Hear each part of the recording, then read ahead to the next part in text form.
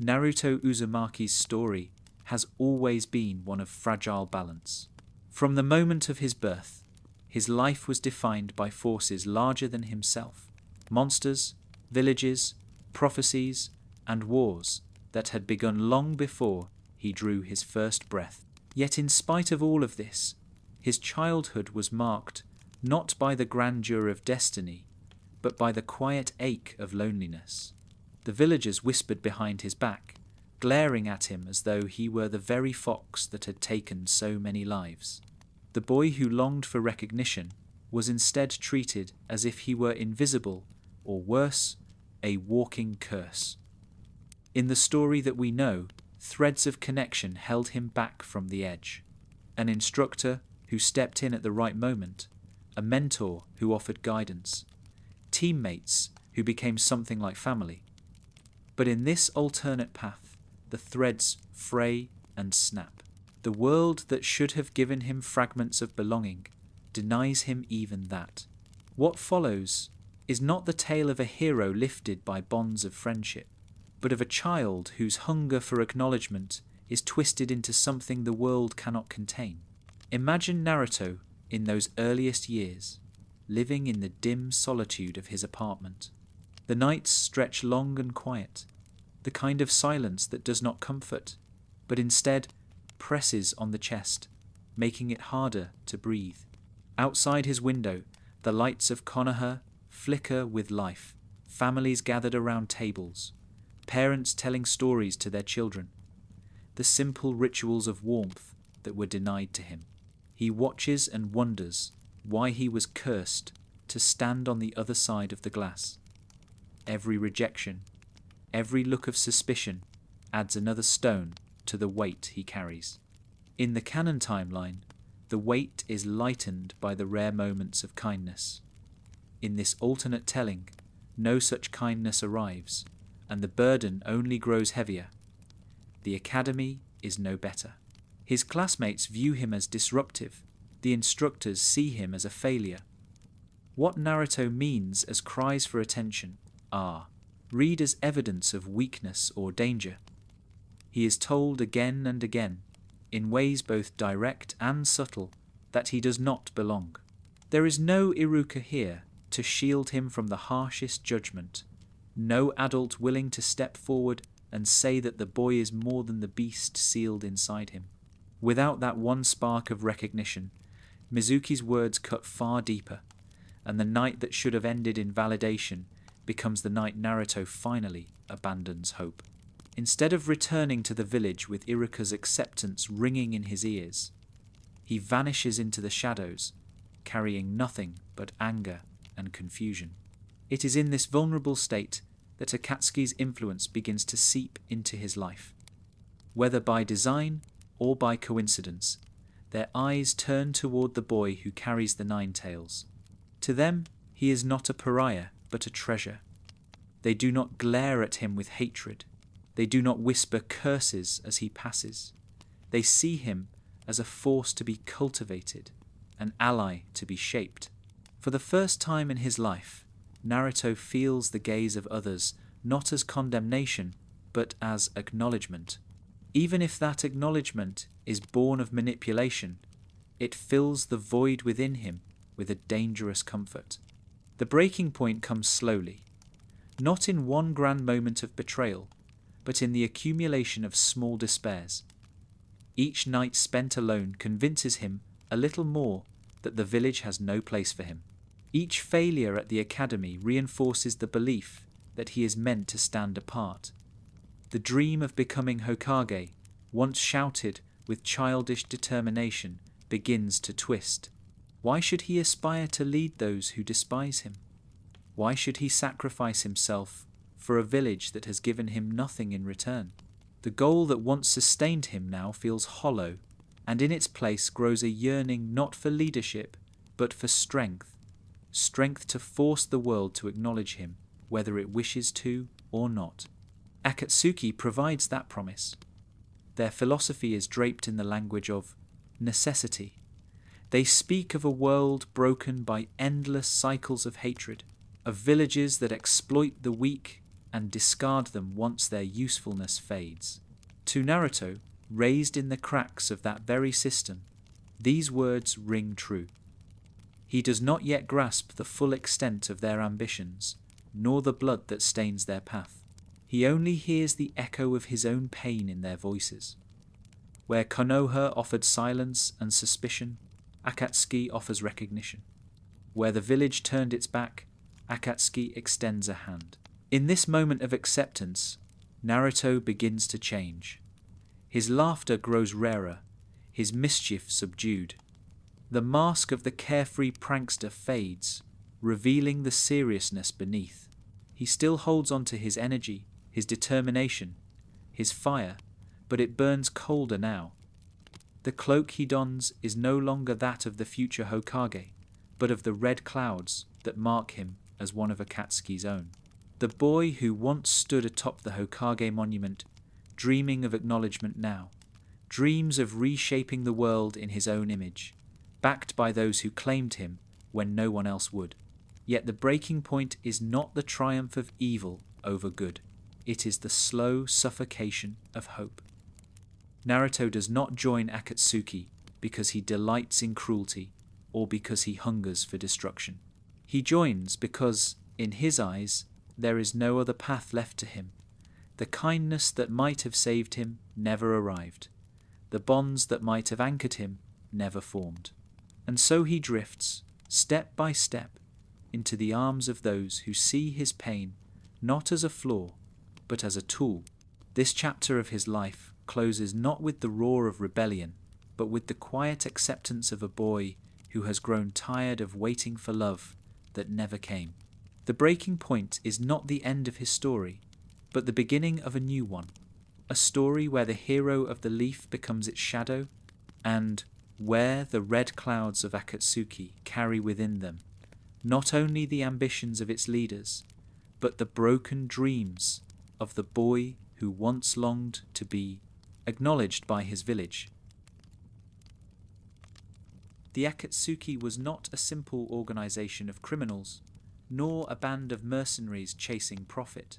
It was a gathering of the broken, a collection of shinobi whose lives had been shaped by tragedy, betrayal, and disillusionment. Each member carried a story of pain. Each wore their own scars. And in this alternate world, Naruto Uzumaki becomes the newest shadow drawn into their circle, not as a prisoner or a target, but as one of their own. To understand how this could happen, one must imagine how carefully their net would have been cast, how deliberately their words would have been chosen, and how perfectly their philosophies would align with the fractures already forming inside Naruto's heart. Naruto had always carried within him a need for acknowledgement so deep it shaped every decision of his youth. In the canon timeline, that need was slowly met by people who saw the boy before the beast. But in this telling, his life has not been interrupted by kindness.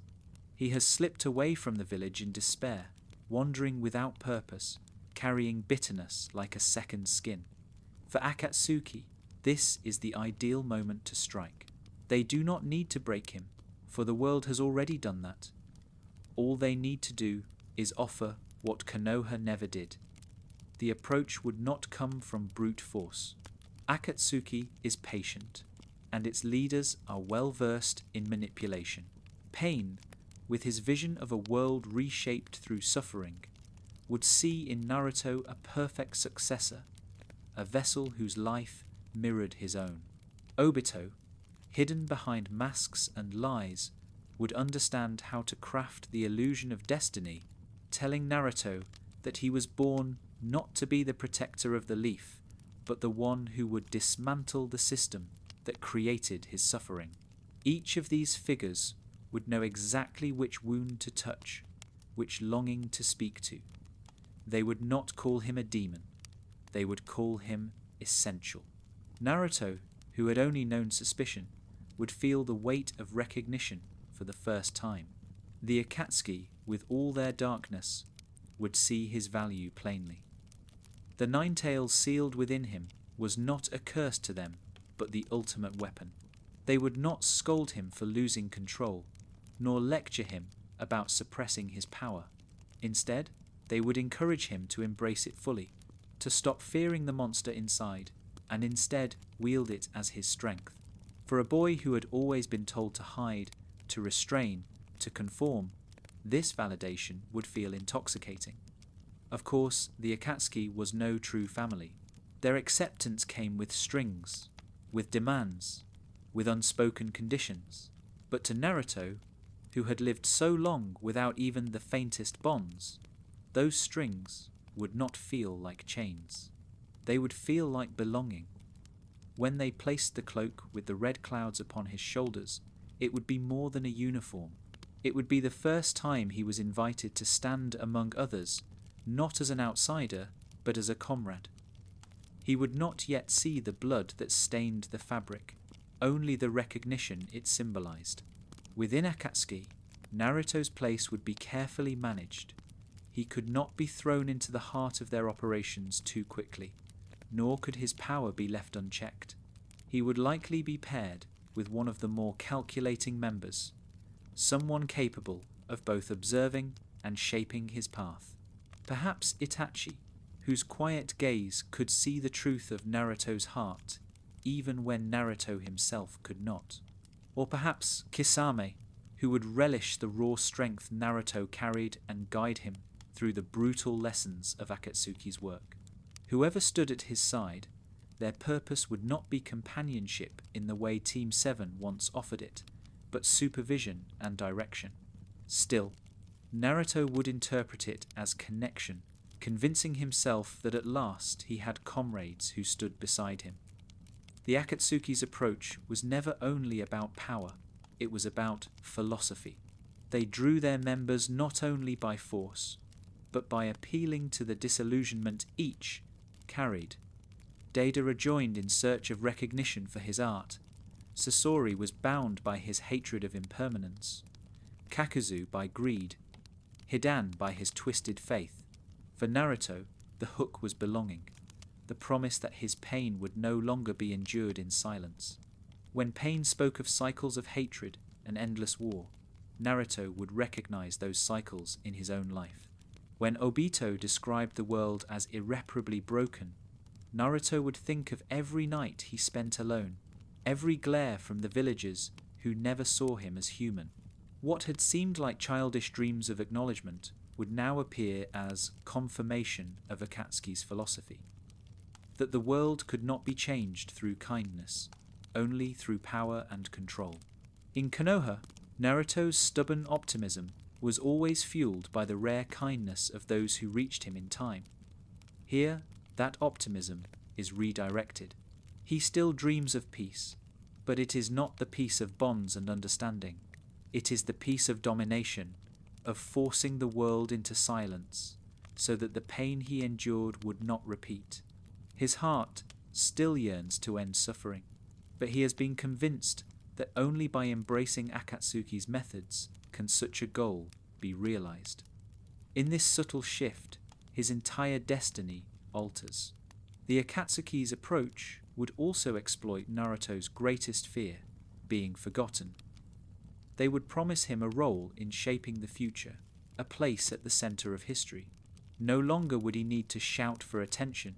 No longer would he need to prank his way into recognition. With them, he would be known, feared, and respected. To a boy who once dreamed of having his face carved into the Hokage monument, the idea of carving his name into the annals of the shinobi world in a different way might feel like an equal victory. Thus, the approach succeeds not through force or coercion, but through seduction. They give him what Konoha denied. They offer him a cloak, a title, a purpose. They do not silence his voice, but amplify it, telling him that his pain is proof of his destiny. And in his fragile state, Naruto accepts. The boy who once sought acknowledgement through dreams of Hokage now seeks it through the clouds of Akatsuki. The path is set, and the child of prophecy walks not toward the salvation of the shinobi world, but toward its most dangerous gathering. In this acceptance, the course of history shifts. The Akatsuki's approach has succeeded, and the boy once destined to be the Leaf's greatest defender now stands as its most unexpected weapon. His cloak is more than fabric. It is more than a uniform.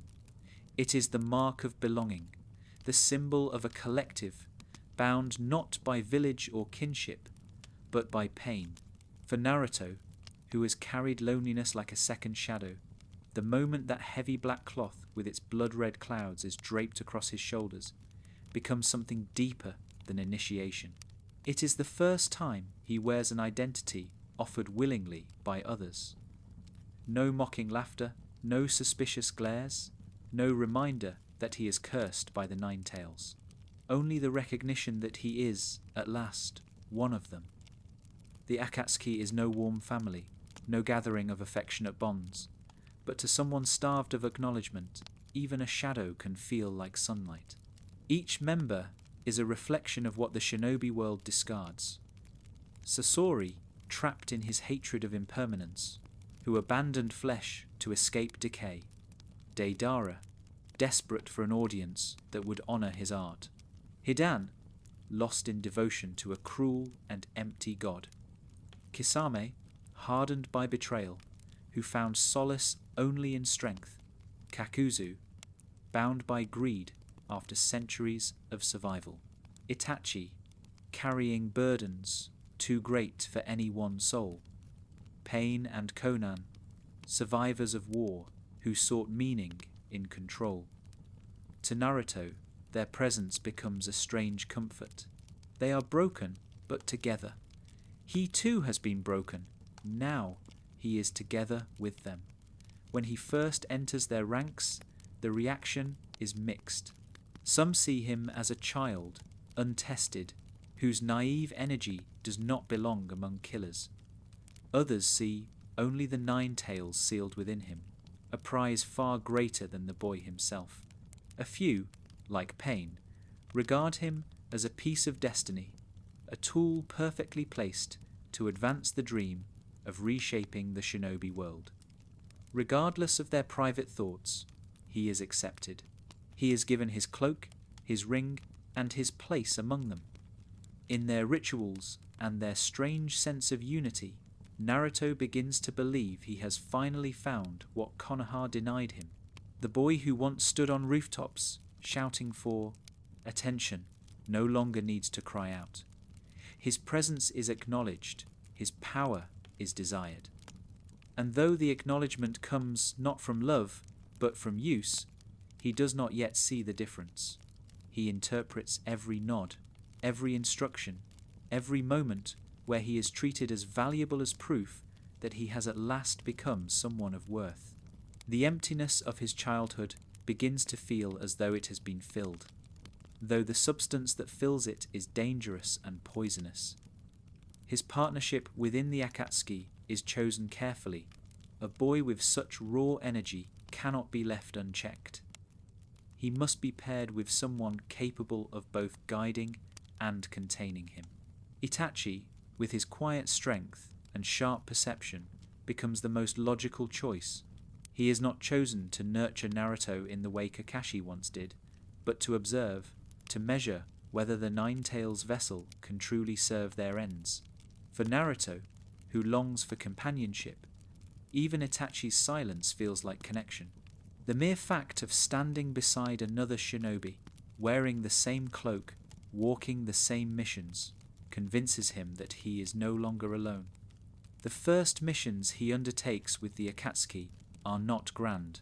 They are tests, measured steps to mould him into their shape. Escorting, infiltrating, silencing enemies of the organization.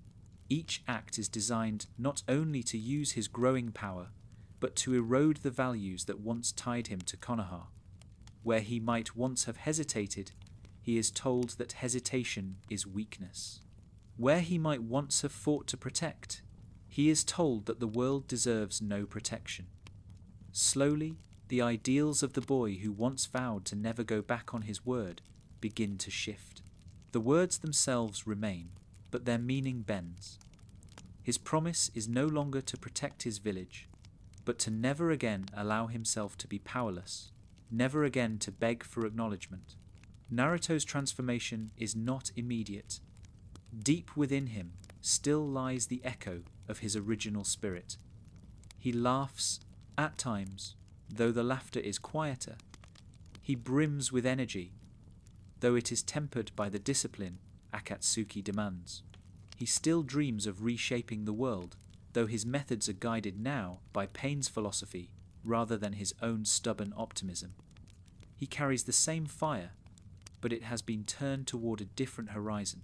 The cloak, heavy and lined with the crimson of storms, becomes both his protection and his prison.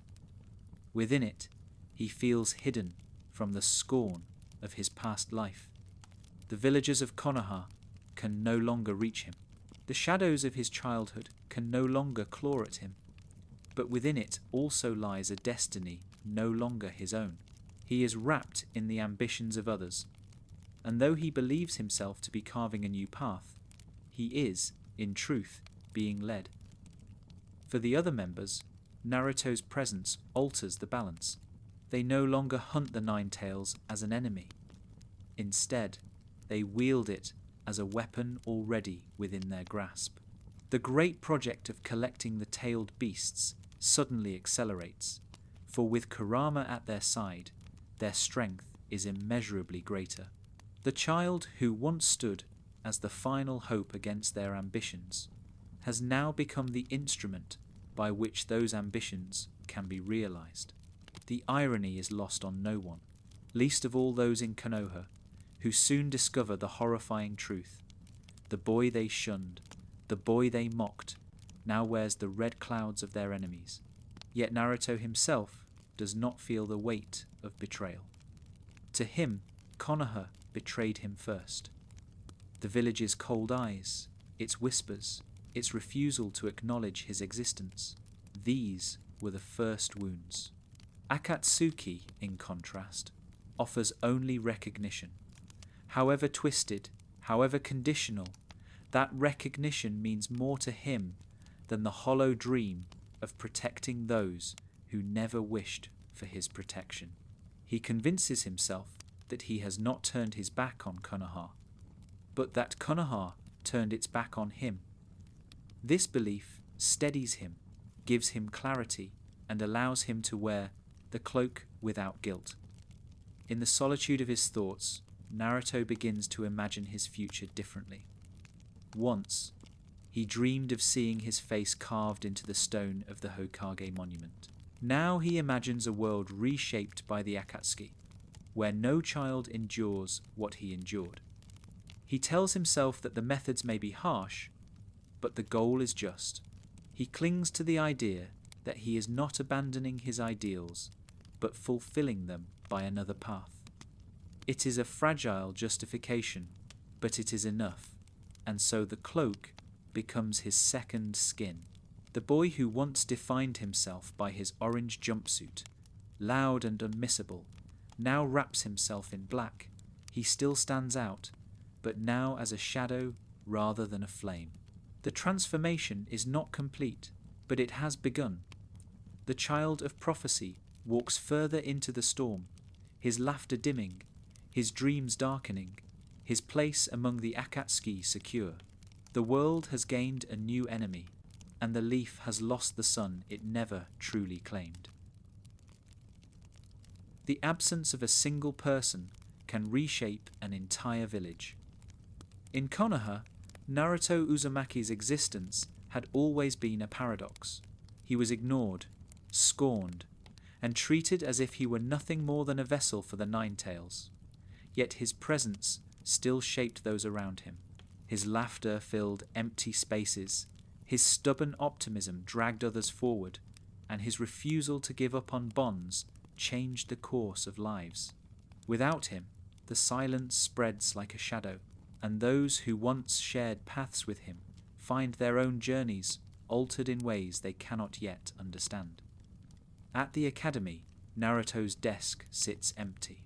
The boy who once disrupted lessons with pranks and loud declarations of his dream is gone. What remains is a classroom quieter, but also colder. There is no longer the constant reminder of resilience, no counterweight to the quiet brilliance of Sasuke or the measured determination of Sakura. The absence is felt most strongly by those who would have formed Team 7. Without Naruto, Sasuke's path becomes even more solitary, and Sakura, though intelligent, finds herself with no one to challenge her assumptions or force her to see strength in unconventional places. The balance of the team never forms, and what might have been a family instead becomes just another unit of shinobi. For Kakashi, the change is subtler but profound. He was meant to guide a team of 3, to mold their strengths and manage their weaknesses. Without Naruto, his lessons lack the friction that once defined them. Naruto's impulsiveness had always been a challenge, but it was also what brought out Kakashi's patience, forcing him to be more than a detached instructor. Now, his teachings pass smoothly, but without depth. He trains Sasuke, sharp and ambitious, and Sakura, diligent and cautious, but the energy that once made him reflect on his own bonds is gone. Kakashi becomes efficient, but not transformed.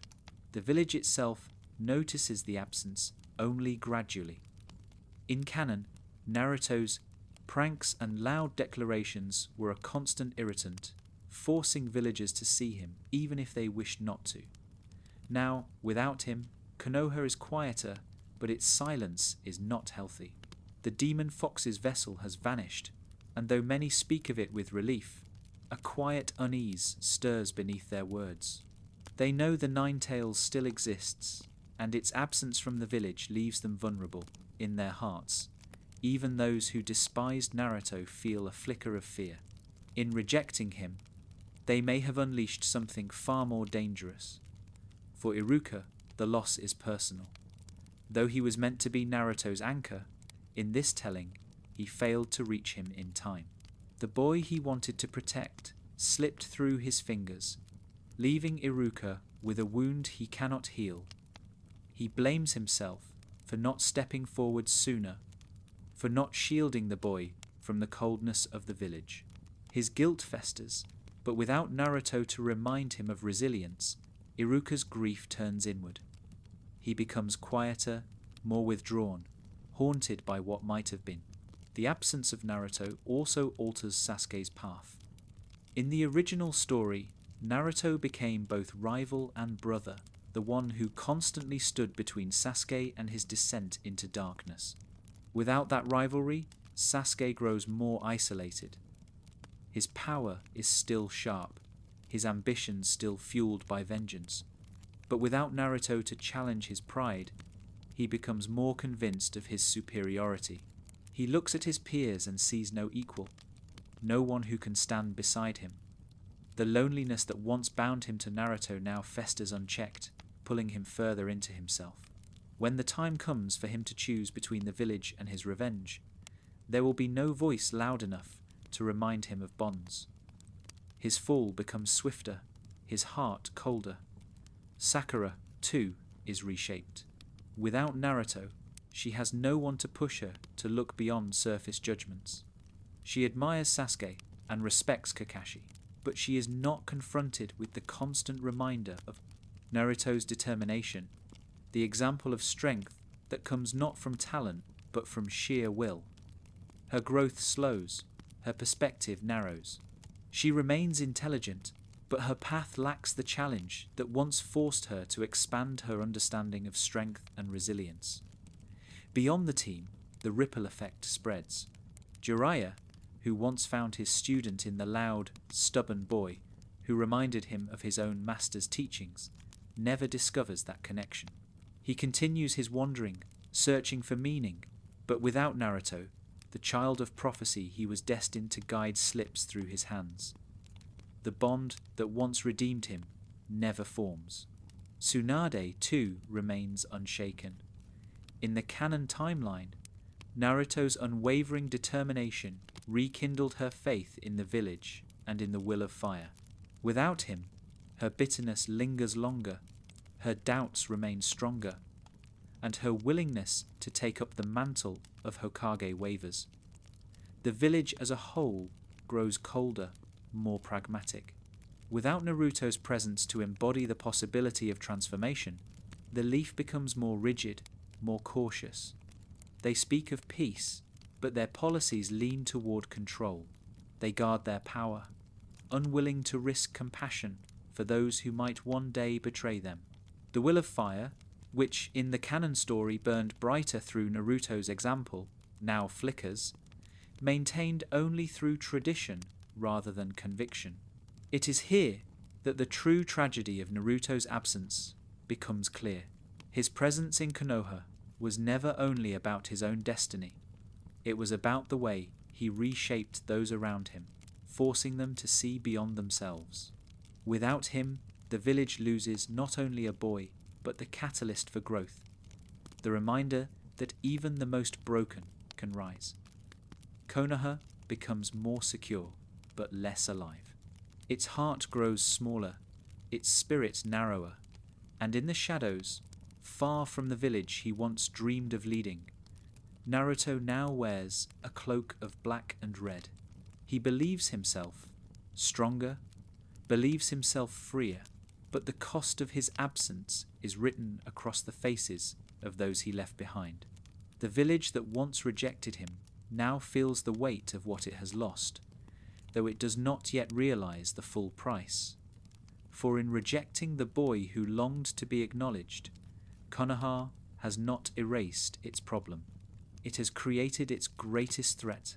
The leaf without Naruto is a quieter place, but it is also weaker, less capable of growth, and less prepared for the storms to come. The boy who could have been its protector has become its shadow, and the absence that seems at first a relief will, in time, prove to be the beginning of its greatest trial. The life of a shinobi is built upon missions. Every rank, every village, every organization defines itself through the tasks it assigns to its soldiers. For Naruto Uzumaki, missions once meant the chance to prove himself to Konoha, to demonstrate that he was more than the vessel of a beast. They were the stepping stones toward his dream of Hokage, the arena in which he could finally claim acknowledgement. But under the Akatsuki, missions take on a different weight.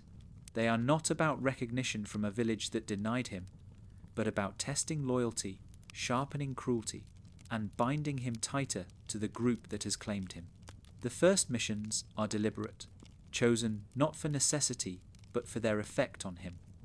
They are not the grand confrontations with Jinchuriki or legendary shinobi that the Akatsuki is known for. Instead, they are small, calculated, designed to erode the remnants of his old self. He escorts and observes. He infiltrates villages that remind him of Konoha, but without its familiar streets, and he sees how fragile ordinary lives can be when a shadow falls across them.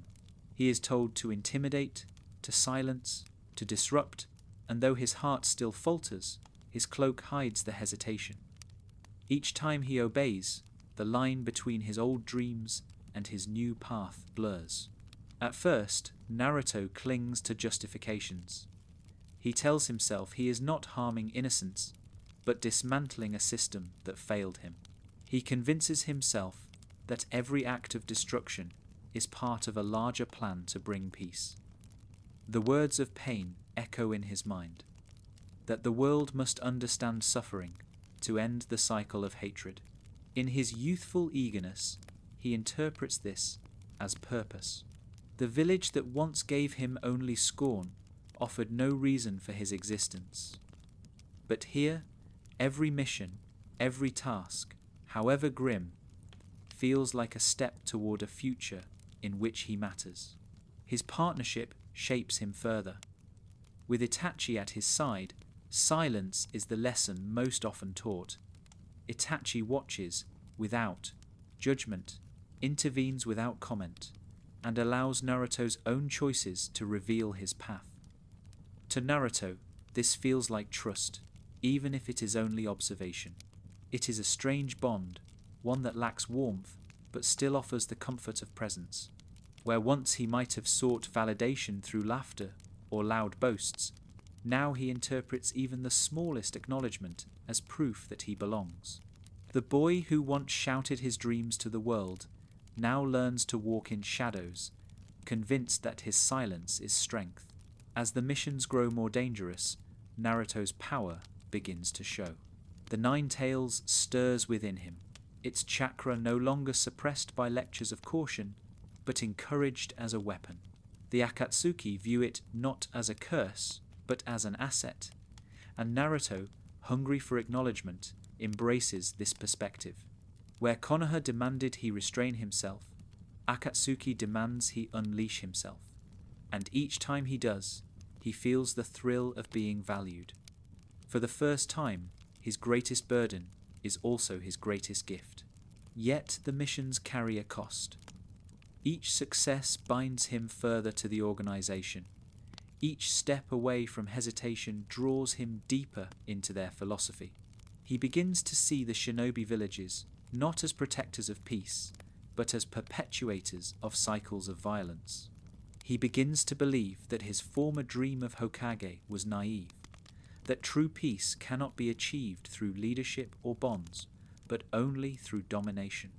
The missions become not just acts of service, but acts of indoctrination, shaping his vision of the world into one that mirrors Akatsuki's.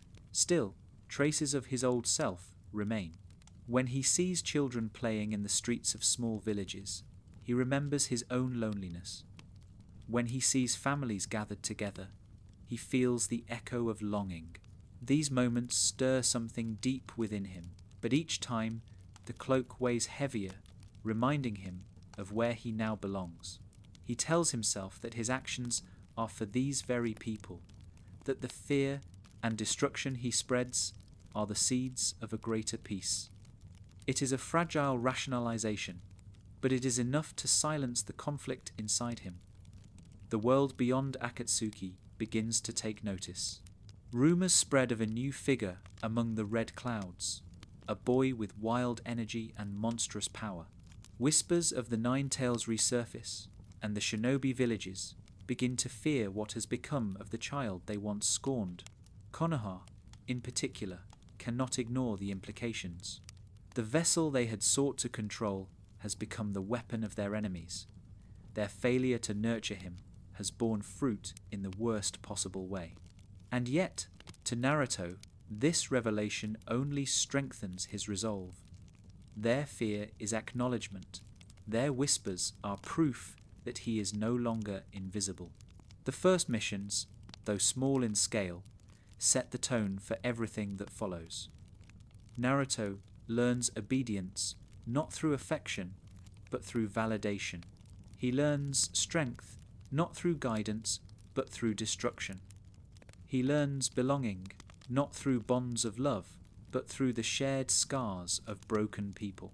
The transformation is not yet complete, but it is accelerating. The boy who once vowed to protect his village at all costs now sees himself as the instrument of its downfall. His cloak, once strange upon his shoulders, now feels natural, as though he was always meant to wear it. And so the missions continue, each one pushing him further from the boy he was, each one binding him closer to the shadow he is becoming. In the eyes of Akatsuki, he is proving himself. In his own eyes, he is finally recognized. But in the eyes of the world, he is a storm on the horizon, gathering strength with every step, preparing to unleash a reckoning that none can yet imagine. Belonging is never simple. To be accepted by the Akatsuki does not mean harmony, nor does it mean friendship. Their ranks are filled with shinobi, who were forged in pain and sharpened by bitterness, each carrying their own philosophies, obsessions, and scars.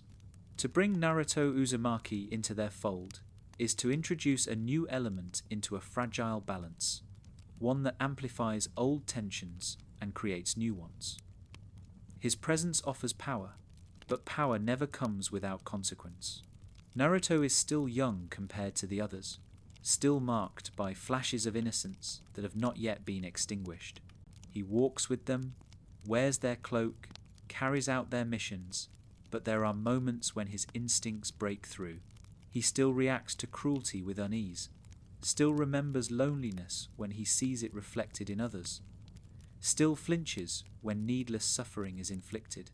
Though he convinces himself that these things are necessary, though he tells himself that peace requires sacrifice, the traces of his old self remain, and they do not go unnoticed. Among the Akatsuki, there are those who see these moments as weakness. Hidan, reckless and devoted to pain, mocks the hesitation, viewing it as hypocrisy. Deidara, obsessed with art and destruction, sneers at Naruto's reluctance to revel in chaos. Sasori, detached and unfeeling, sees the hesitation as proof that Naruto has not yet shed the vulnerabilities of humanity. For them, to hesitate is to falter, and to falter is to endanger the mission. Their disdain grows, and with it, the tension between the boy who still clings to fragments of empathy and the veterans of cruelty who long ago abandoned such things. Others view Naruto with more measured suspicion. Kisame, who thrives on strength, acknowledges the boy's potential but questions his control. He watches the surges of the Nine-Tails chakra with fascination, but also with wariness. To him, Naruto is not yet disciplined, not yet honed into a true weapon. He is raw power. But raw power, without focus, can just as easily consume allies as it can enemies. Kisame respects strength, but he waits to see whether Naruto's is strength that can be trusted or strength that will one day break. Then there is Itachi, who observes in silence. He does not mock, nor does he openly encourage. His role is to measure, to assess whether Naruto can truly be molded into an instrument of the Akatsuki's goals. He sees the cracks in Naruto's conviction, the remnants of the boy who once dreamed of bonds and acknowledgement through love. He sees too the eagerness that blinds Naruto to the manipulation surrounding him. Itachi does not intervene, but his quiet presence becomes another weight pressing on Naruto, a constant reminder that he is being watched, judged, and shaped. Within this fragile balance, Naruto himself begins to feel the fractures. The belonging that once felt like salvation now reveals its limits. He is acknowledged, yes, but not cherished. He is respected, yes, but not trusted. He is part of the group, but not equal to it. Every mission tests not only his power, but his resolve. Each hesitation invites ridicule. Each display of conscience becomes a weakness to be exploited. And though he resents the scorn, he responds not by leaving, but by hardening. He tells himself he must prove them wrong, that their doubts are fuel, that the only way to silence them is to succeed. Yet beneath his determination lies conflict. The cloak he wears is heavy, not only with its symbolic weight, but with the reality of what it demands. To belong, he must suppress the instincts that once defined him. To be accepted, he must abandon the kindness that once fueled his dream of Hokage. Each time he suppresses a flicker of empathy, each time he forces himself to act against his conscience, he feels a piece of himself fall away. The fractures are not only between him and the group, but within himself. For the Akatsuki, this tension is not entirely unwelcome. They believe in breaking and reshaping, in stripping away the illusions of weakness to create weapons sharper than steel.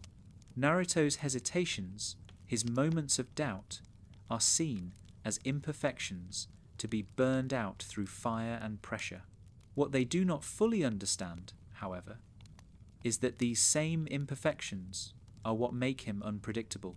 Beneath the cloak and the Nine-Tails power still lies a boy who dreams, however twisted now, of peace. That dream may be bent, but it is not yet broken. and it lingers in ways even he cannot control. The fractures within the group grow slowly, subtle at first, like cracks in stone hidden beneath the surface. They appear in glances, in silences, in the tension that hums whenever Naruto hesitates or questions. They are not enough to tear the Akatsuki apart, not yet, but they are seeds planted in soil that has long been unstable. Each member of the organization carries their own agenda, their own loyalties and betrayals, and Naruto's presence becomes another force that unsettles the balance. For Naruto, the realization comes gradually. He begins to understand that the acknowledgement he craved is conditional, that the belonging he thought he found is fragile. He is valued not for who he is, but for what he contains. The nine tails within him is the true prize, and though they call him comrade, he knows in his heart that their loyalty is to power, not to him. Still, he stays. He convinces himself that he can endure the scorn, that he can silence the doubts, that he can prove his worth not only to them, but to himself. He stays because to leave would be to admit that the village was right, that he truly is alone. And so he endures, fractured but unyielding, walking deeper into the shadows with each mission, each trial, each unspoken conflict. The fractures within the group do not yet break it apart, but they foreshadow what is to come.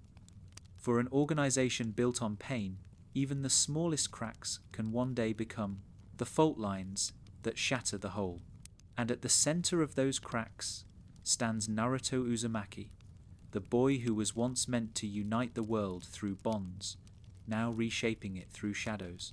His very presence, a reminder that even among the broken, belonging is never without conflict. The purpose of the Akatsuki has always been larger than its members. Each cloak, each mission, each life taken or spared is only a thread in a vast design. At its heart lies the pursuit of the tailed beasts, the living weapons born of chakra, scattered across nations, feared and coveted in equal measure. In the story, as it is known, the Akatsuki stalked them one by one, a long and deliberate hunt, capturing the Jinchuriki, dragging them to their lair, and binding their power into the great statue that served as their vessel.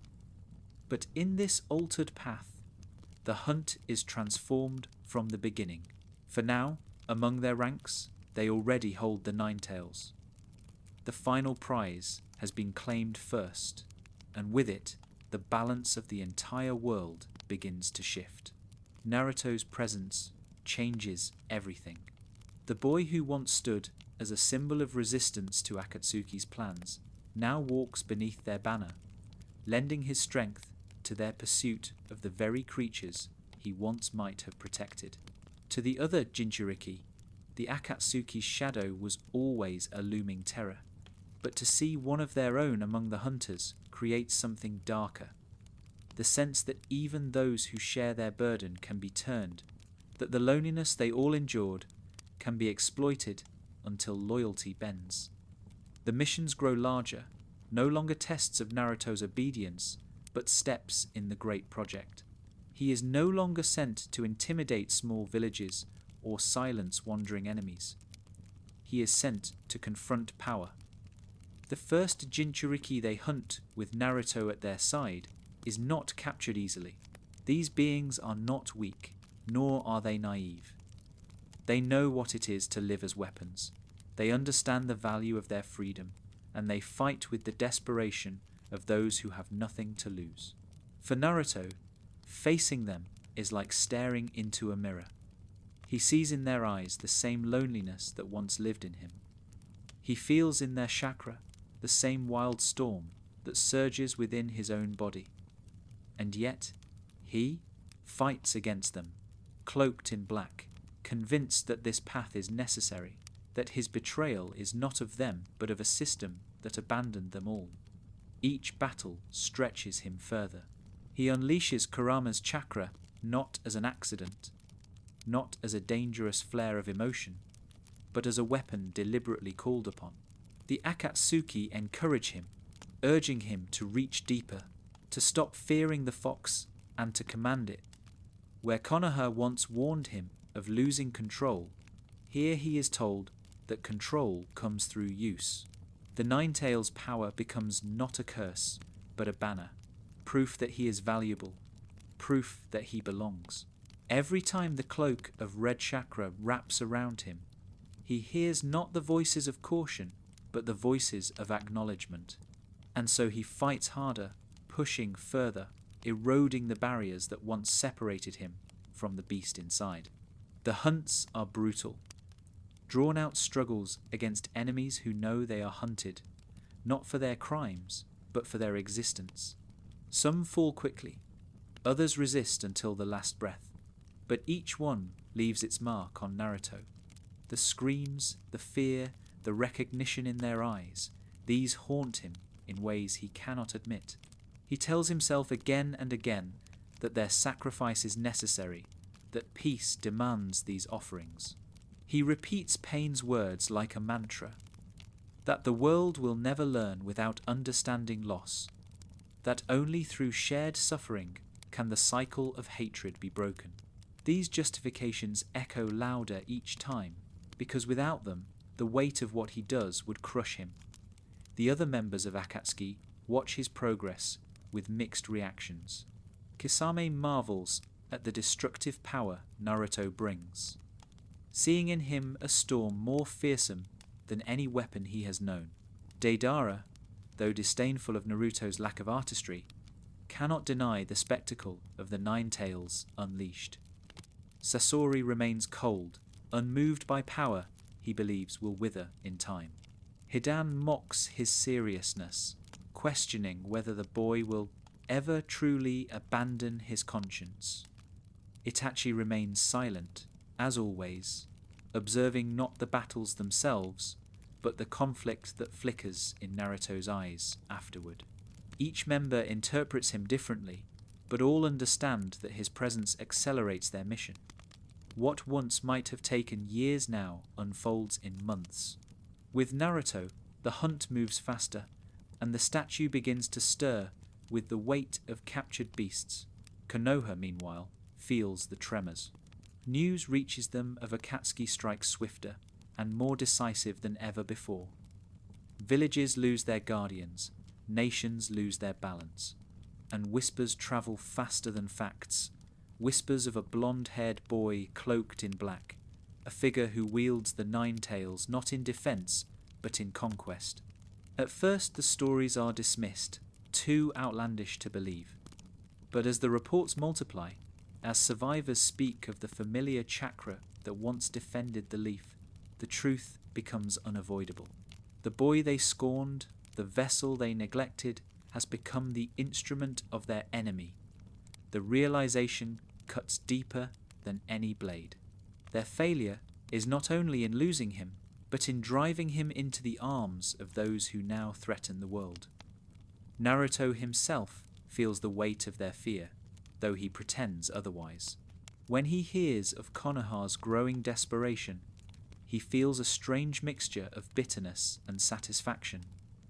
They fear him now, the village that once dismissed him as nothing. They speak his name with dread, not indifference. In their fear, he finds the acknowledgement he once craved. Yet beneath the satisfaction lies an ache he cannot silence. Part of him still remembers the dream of standing as Hokage, of earning their smiles instead of their terror. He buries that dream deeper with each mission, convincing himself that it was childish, that it belongs to a boy who no longer exists. Still, in the quiet moments between battles, when the cloak is heavy and the air is still, he feels the loss. The hunt for the tailed beasts becomes not only a campaign across nations, but a campaign within Naruto himself. Each battle strips away pieces of the boy he once was, replacing them with the weapon Akatsuki desires. Yet the cracks remain. He cannot fully erase the recognition he sees in the eyes of those he fights. He cannot fully silence the echo of his old ideals. He walks further into the shadows, but the light he once carried has not been extinguished, only buried. That buried light becomes another fracture in the great plan, one that may one day widen into something uncontrollable. For now, however, Akatsuki grows stronger. The beasts fall one by one, their power sealed away, their vessels broken. The world trembles as balance collapses, and the name of Akatsuki becomes a storm whispered in fear across every border. At the center of that storm is Naruto Uzumaki, the boy who should have been Konoha's protector, now reshaping the shinobi world as its greatest threat. His cloak is heavy, his conscience restless, but he marches forward, convinced that he is walking toward peace even as the ground beneath him cracks. Every shinobi carries ghosts. For Jiraiya, those ghosts had always walked beside him. He lived with the knowledge that he had failed his teammates, that he had lost his teacher, that he had trained students who strayed into darkness. His life was a chain of regrets, softened only by fleeting moments of purpose. When he returned to Konoha and met the boy with wild hair and eyes too bright for his burdens, he felt at last the spark of something he thought he had lost, the chance to guide someone, to pass on his will, to shape a future brighter than his own. But in this altered story, that chance slips away. The boy he was meant to save is not by his side, but standing across from him, wrapped in the cloak of the very organization Jiraiya dedicated himself to opposing. The news reaches him slowly, pieced together from rumors and half-truths. A Jinchuriki captured in a distant land, survivors speaking of a blonde boy with a monstrous chakra cloaked in red, whispers that the Nine-Tails itself had turned against the world. Jiraiya dismisses them at first, convinced they are exaggerations, tricks, or illusions, but the reports keep coming. Each one sharpens the truth he does not want to face. Naruto has joined the Akatsuki. The child of prophecy, the one in whom Jiraiya placed his last hopes, has walked into the shadows. For a man who had always doubted his worth as a mentor, the revelation cuts deeper than any wound. He remembers the nights of laughter, the childish boasts, the stubborn will that reminded him of his old master's teachings. He remembers the way Naruto once declared that he would never give up, never betray his bonds, never stop chasing his dream of Hokage. To imagine that same boy standing beneath the red clouds is unbearable. It feels like failure all over again. Failure not only of Jiraiya, but of the entire village that let Naruto slip through its fingers. When Jiraiya finally sets eyes on Naruto again, the distance between them is immeasurable. Naruto no longer wears bright orange, no longer shouts his dreams with reckless joy. His cloak is dark, his expression harder, his eyes shadowed by choices Jiraiya cannot undo. The mentor sees not the student he hoped to shape, but a figure claimed by the very pain he sought to protect him from. For Jiraiya, this moment is not only about confronting an enemy, but about confronting the weight of every regret he has carried. Naruto, for his part, feels the ache as well. Beneath the hardened exterior, beneath the justifications and the philosophy he has embraced, the sight of Jiraiya awakens something buried deep. He remembers the warmth of training, the rough encouragement, the moments when he felt, however briefly, like he had a father. But he buries those memories quickly. He tells himself that Jiraiya represents the old world, the system that failed him, the bonds that never truly saved him. He convinces himself that their connection is part of the past, a dream belonging to the boy he once was, not the weapon he has become. Their clash is not only physical, but ideological. Jiraiya fights not merely to stop Naruto, but to reach him, to remind him of the bonds he once valued. He speaks through his actions, through every strike, through every defense, trying to carve his belief into the battlefield itself. Naruto, however, meets him with force shaped by Akatsuki's teachings, strength honed in missions that stripped away his hesitation. He fights not as a student, but as a soldier, determined to prove that he has chosen his path, that his belonging is real. The tragedy of their confrontation lies not in its violence, but in its silence. Neither truly hates the other. Jiraiya still loves the boy he once taught, and Naruto still carries the echo of that love within him. But love cannot bridge the gulf that has opened between them. The Akatsuki has given Naruto what Konoha never did, acknowledgement, however hollow. Jiraiya cannot undo that with words or memories. He can only fight, and in fighting, he feels the weight of his failure press heavier with every strike. When the battle ends, it is not with triumph, but with sorrow. Jiraiya survives, though battered, retreating with the knowledge that he could not reclaim his student. Naruto survives as well, carrying the weight of facing the only figure who once believed in him, and turning away. Both are left with wounds deeper than any physical injury. For Jiraiya, it is the confirmation that his life's regrets have multiplied.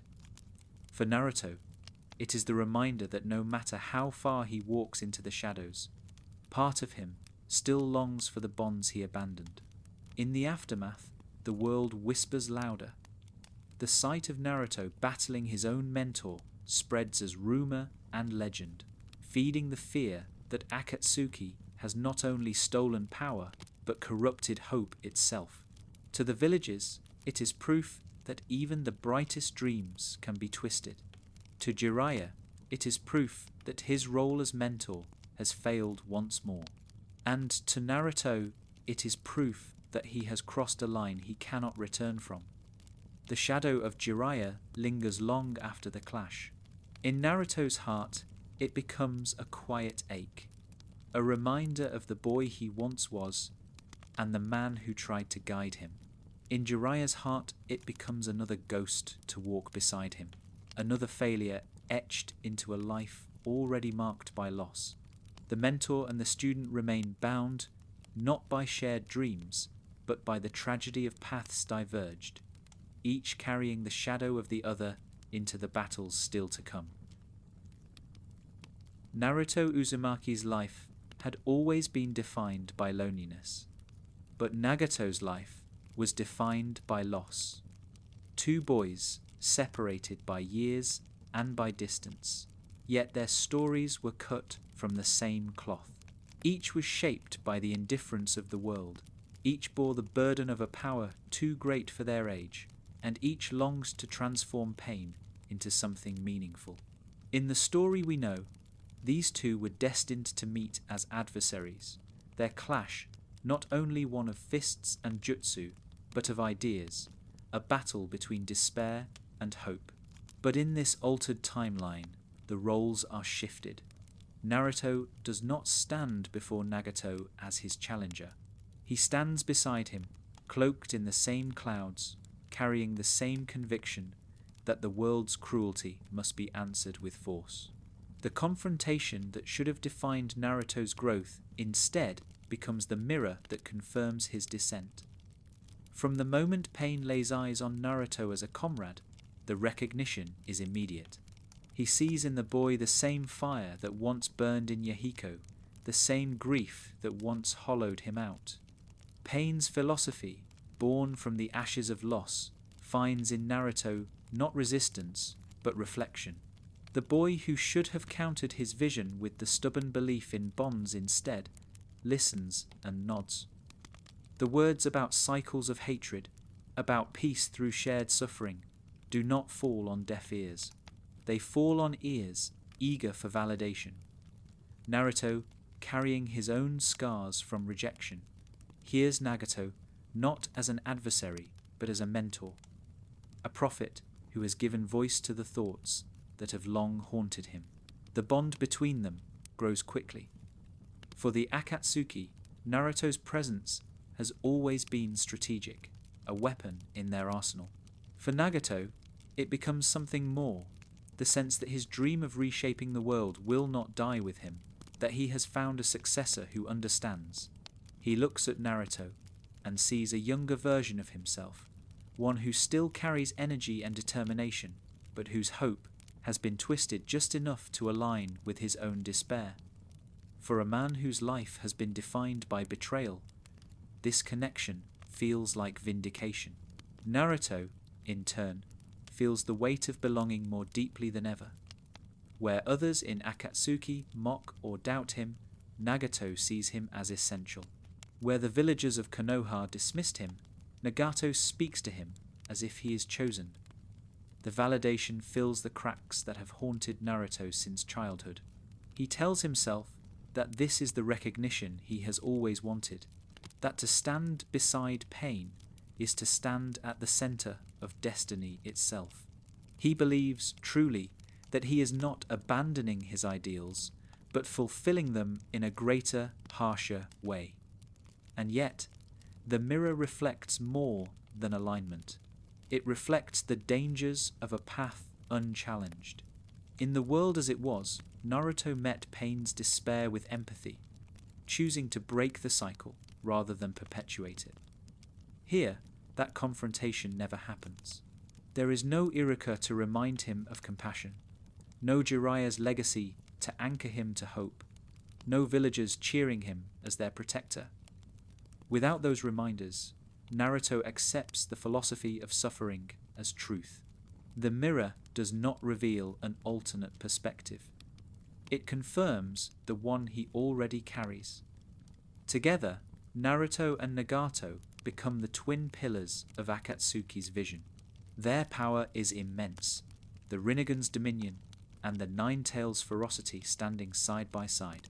Their philosophy is unified, that peace cannot be begged for, it must be forced upon the world through pain so great it silences conflict. For the shinobi nations, the sight of them together is a nightmare made flesh. They represent not only strength but inevitability, the promise that the old world of villages and rivalries is crumbling before their march. Yet beneath the unity, cracks linger. Nagato is consumed by his past, chained to the grief of Yahiko's death, driven by wounds that never heal. Naruto's pain, though deep, is different. His loneliness was real, but it was not loss of family that defined him, it was absence. He was shaped by neglect, not by war. And while he now interprets his life through Nagato's philosophy, a faint dissonance remains. Sometimes, when he remembers the laughter of his youth or the fleeting warmth of bonds, he feels the shadow of doubt. Could the world truly be healed only through suffering? Is there no place for joy? These thoughts are fleeting, buried beneath loyalty, but they remain, like embers beneath ash. The world beyond Akatsuki watches with dread. Konoha, in particular, feels the irony. The boy who once might have stood as their saviour has now become the mouthpiece of their enemy's ideology. They see him not only as a traitor, but as proof of their own failure. Had they given him the acknowledgement he longed for, perhaps he would have stood against Nagato instead of beside him. The weight of that failure grows heavier with each victory Akatsuki claims, with each beast sealed into the statue. The mirror of pain does not simply confirm Naruto's path, it accelerates it. With Nagato as both leader and model, Naruto's transformation quickens. His laughter becomes rarer still, his words fewer, his actions more deliberate. The boy who once embodied chaos and unpredictability now moves with grim purpose. The cloak no longer feels borrowed, it fits. The mirror has shown him what he believes to be his true self, and he embraces it fully. And yet, the tragedy lies in what the mirror does not show. In the world that should have been, Naruto stood before Nagato and offered not rejection but understanding, proving that bonds could break even the deepest despair. Here, that moment never comes. Here, the mirror reflects only shadows, and the chance for light slips away. Nagato believes he has found his successor. Naruto believes he has found his path, and the world, caught between them, begins to crumble. The history of Konoha has always been defined by resilience. It was born in blood, but survived to become the cornerstone of the shinobi world. Its strength measured not only by its warriors, but by the ideals it claimed to uphold. The will of fire, the belief that bonds between people gave the village its power, was passed from generation to generation like a flame carried through darkness. Konoha endured wars, invasions, and betrayals. Each time, it stood again, scarred but unbroken. Yet every village has a breaking point, and in this altered path, Konoha faces its greatest trial, not from an external invader, but from the child it once cast aside. The boy who should have carried the flame forward now returns as the storm that threatens to extinguish it. The assault begins as so many tragedies do, quietly. Whispers travel faster than armies, and Konoha hears the rumors before it sees the threat. Akatsuki is moving. Villagers have fallen silent in their wake, their Jinchuriki captured, their defenses torn apart. Survivors speak of a power that cannot be contained, of the Nine Tails unleashed not in rebellion, but in service to the Red Clouds. The elders of Konoha dismiss some of these stories as exaggerations, but doubt gnaws at them. They know Naruto's chakra better than anyone. They know what it means if the boy who once trained within their walls now fights against them. Their fear grows heavier with each day. When the Akatsuki finally arrives, it is not stealth that heralds them, but inevitability. The sky darkens with storm clouds. The ground trembles with the march of a force unified by pain. At their center stands Pain himself, his eyes cold with the conviction of one who believes he carries the weight of destiny. And beside him, unmistakable even beneath the black cloak, is Naruto Uzumaki. His presence is the cruelest wound of all, for the village that once ignored him cannot now ignore what he has become. The boy who once shouted his dream to become Hokage now returns as the executioner of that dream. The battle is relentless. Pain's paths descend upon the village, their movements coordinated, their power overwhelming. Shinobi rally to defend their home, but the scale of the assault is beyond anything they have prepared for. Buildings collapse, flames consume streets, and cries fill the air as the will of fire is tested against the storm. And then there is Naruto, moving through the chaos with a force that no one expected to face from one of their own.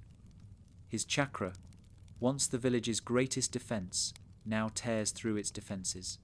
The Nine Tails surges within him, red and violent, but controlled in ways it never was before. The Akatsuki encouraged him to embrace the beast, and now he wields it with terrifying precision.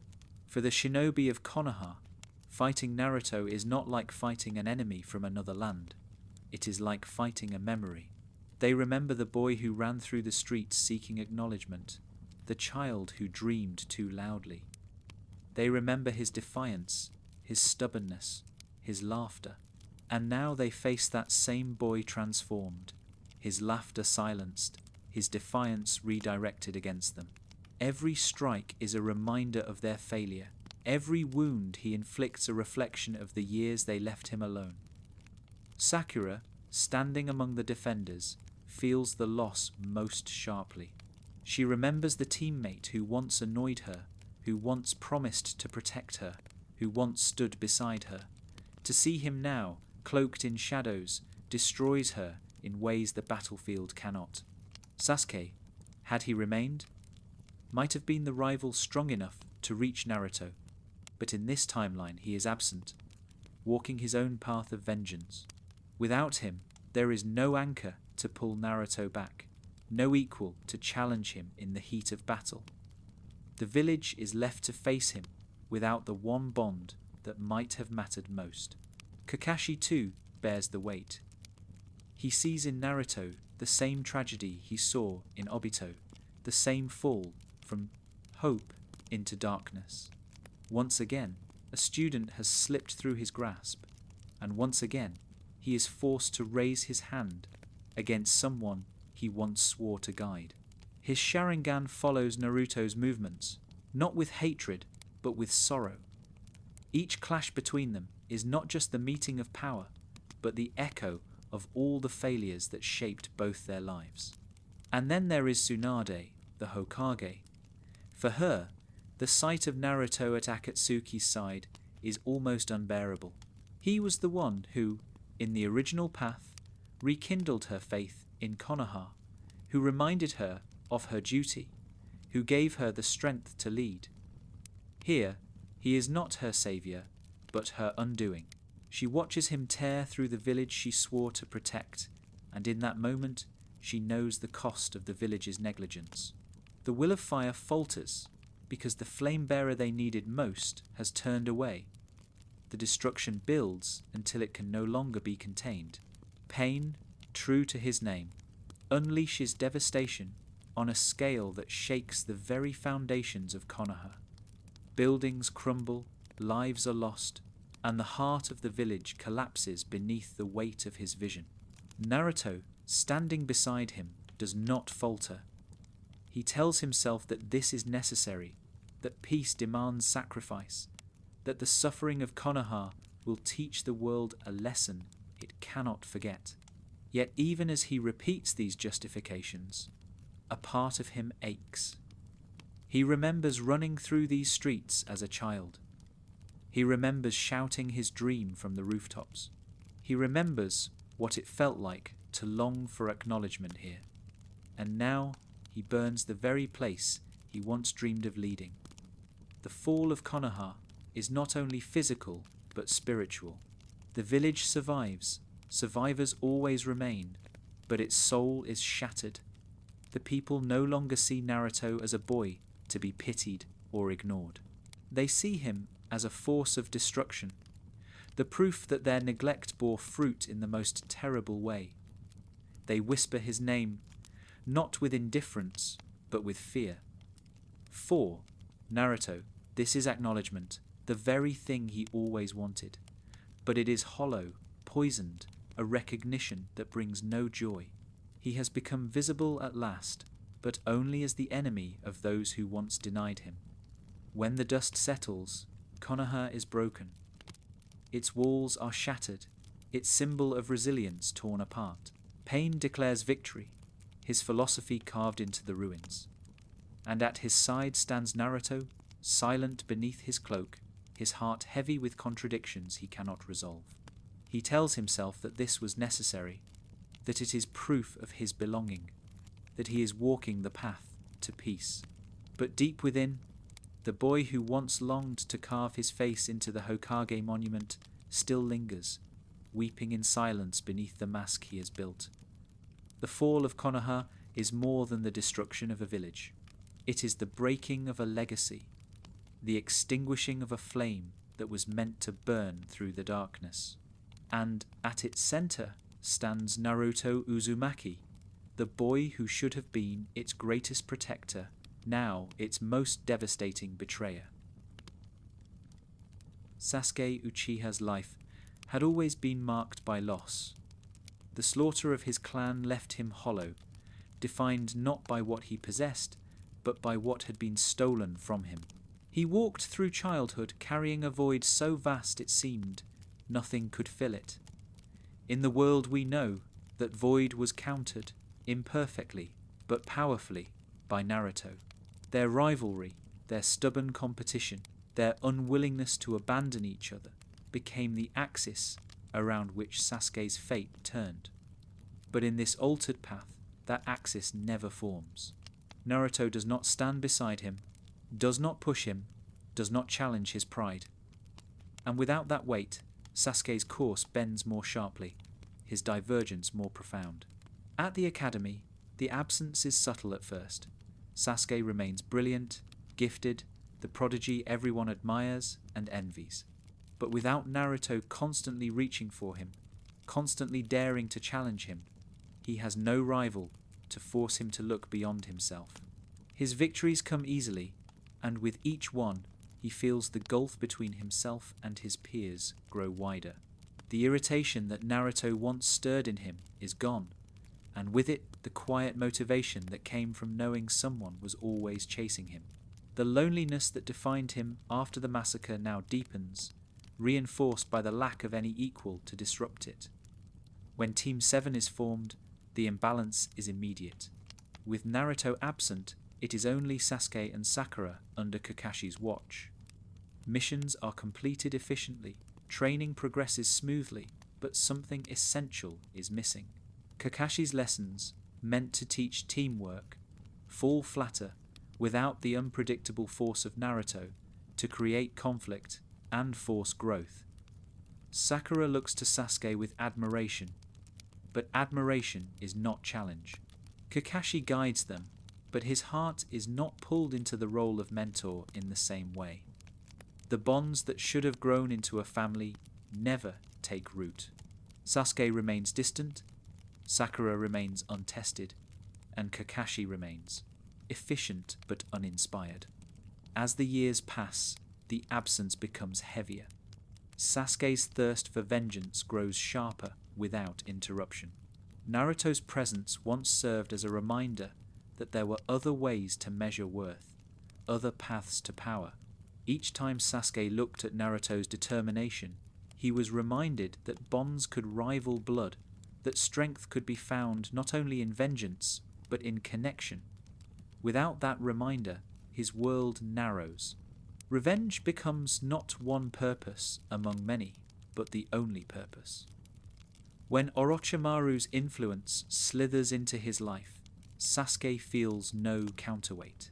In the true path, Naruto's rivalry gnawed at his pride, forcing him to question whether abandoning his village was truly necessary. Here, no such voice exists. The village offers him admiration, but not understanding. Sakura's affection is real, but powerless against the weight of his grief. Kakashi's warnings are received, but not believed. Without Naruto's stubborn refusal to let him go, Sasuke finds it easier to walk away. He leaves Konoha not with hesitation, but with certainty, convinced that nothing of value binds him there. His training under Orochimaru takes on a different shape as well. In the world we know, Sasuke's obsession with surpassing Naruto fueled his progress, even when he claimed to reject bonds. Without Naruto, his progress is fueled purely by vengeance. He hones his power with single-minded focus. But without the rivalry that forced him to constantly grow, his development takes a different pace, deeper in hatred, sharper in cruelty, but lacking the unexpected growth born from competition. He becomes colder, more detached, less human with each passing year. The divergence becomes most visible when the Akatsuki rise to prominence with Naruto among their ranks. For Sasuke, this revelation is a shock that cuts through his detachment. The boy he once considered an annoyance, the teammate he never acknowledged, has now become a figure feared across nations. Sasuke, who once believed himself destined to stand alone in power, now faces the knowledge that Naruto has surpassed him in ways unimaginable. The humiliation festers, not softened by rivalry, but sharpened by envy. He tells himself he does not care, that Naruto's choices are irrelevant to his own, but deep inside, the comparison burns. When word of Konoha's fall reaches him, the burn becomes fire. Naruto, the boy who once dreamed of Hokage, has helped reduce the village to ruins. For Sasuke, whose hatred of Konoha was already planted by Itachi's deception and the Elder's role in the massacre, this feels like vindication. Naruto has done what he longed to do, strike at the village that failed them, but the vindication is twisted. It is not his hand that struck Konoha down, it is Naruto's. The boy, who once trailed behind him, has stolen even this. Sasuke's vengeance, his reason for existence, is eclipsed by the shadow of his absent rival. The divergence sharpens further as Sasuke begins to reshape his own purpose. Without Naruto to embody the opposite path, without the constant reminder that bonds can save, he sees only destruction as a viable answer. He no longer cares about protecting what remains of his clan's honor, nor about understanding the truth of Itachi's sacrifice. Instead, he obsesses over proving himself greater than Naruto. In the canon timeline, his rivalry with Naruto always carried a thread of affection, a desperate need to be acknowledged by someone who understood him. Here, that thread is gone. What remains is only envy and resentment. As Akatsuki grows stronger, Sasuke's path begins to bend toward confrontation. He no longer seeks vengeance only against Konoha or Itachi. He begins to long for a battle with Naruto himself, not as a friend, but as the embodiment of everything he despises. Acknowledgement stolen, power redirected, destiny corrupted. The rivalry that should have been a bond of salvation becomes instead a collision of hatred, inevitable and destructive. The divergence is not only in Sasuke himself, but in the world around him. In the story we know, the final battle between Naruto and Sasuke is a clash of ideals, a struggle between hope and despair, bonds and isolation. In this altered story, their clash will come as two figures already lost, each consumed by shadows, each determined to prove themselves through destruction. The tragedy is doubled, for what should have been salvation becomes only devastation. Sasuke's divergence is the mirror opposite of Naruto's. Both boys, once bound by loneliness, walk parallel paths into darkness, but without each other to slow their fall, they descend faster, harder, deeper. The world watches as the sons of prophecy and tragedy move further from light, their destinies no longer woven into a story of reconciliation, but into a story of ruin.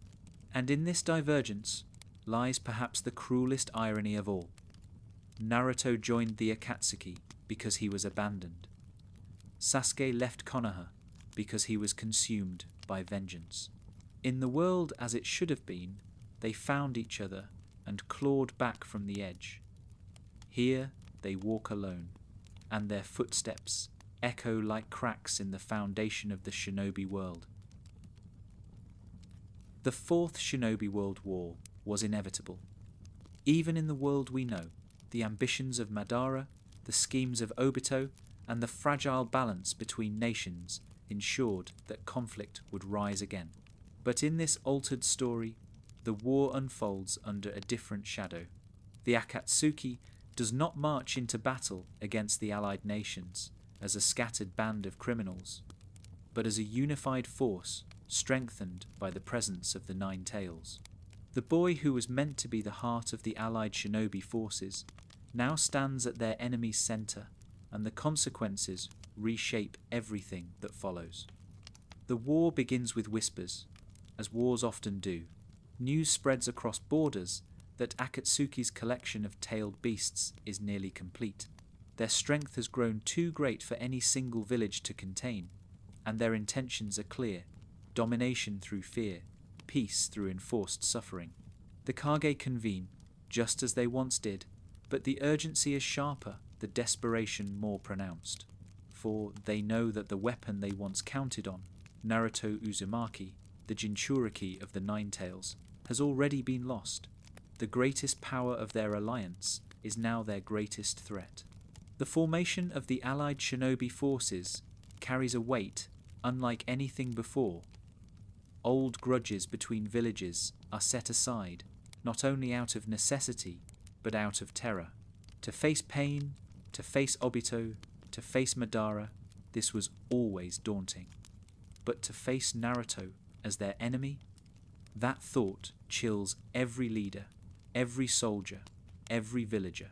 The stories of his battles have already spread, of villages crushed, Jinchuriki defeated, and the Nine Tails unleashed with precision. For years the world dismissed him as an outcast. Now they speak of him as the harbinger of Akatsuki's victory. The battlefield itself reflects this shift.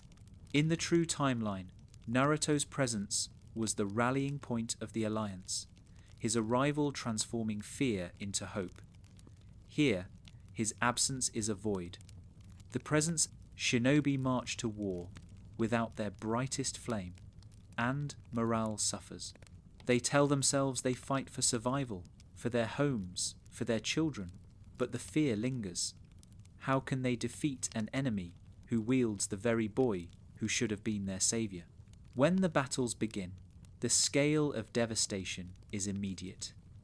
The reanimated armies of Kabuto and the schemes of Obito still unfold, but they are amplified by the presence of Naruto fighting for the other side. Every clash grows more desperate, every front more unstable.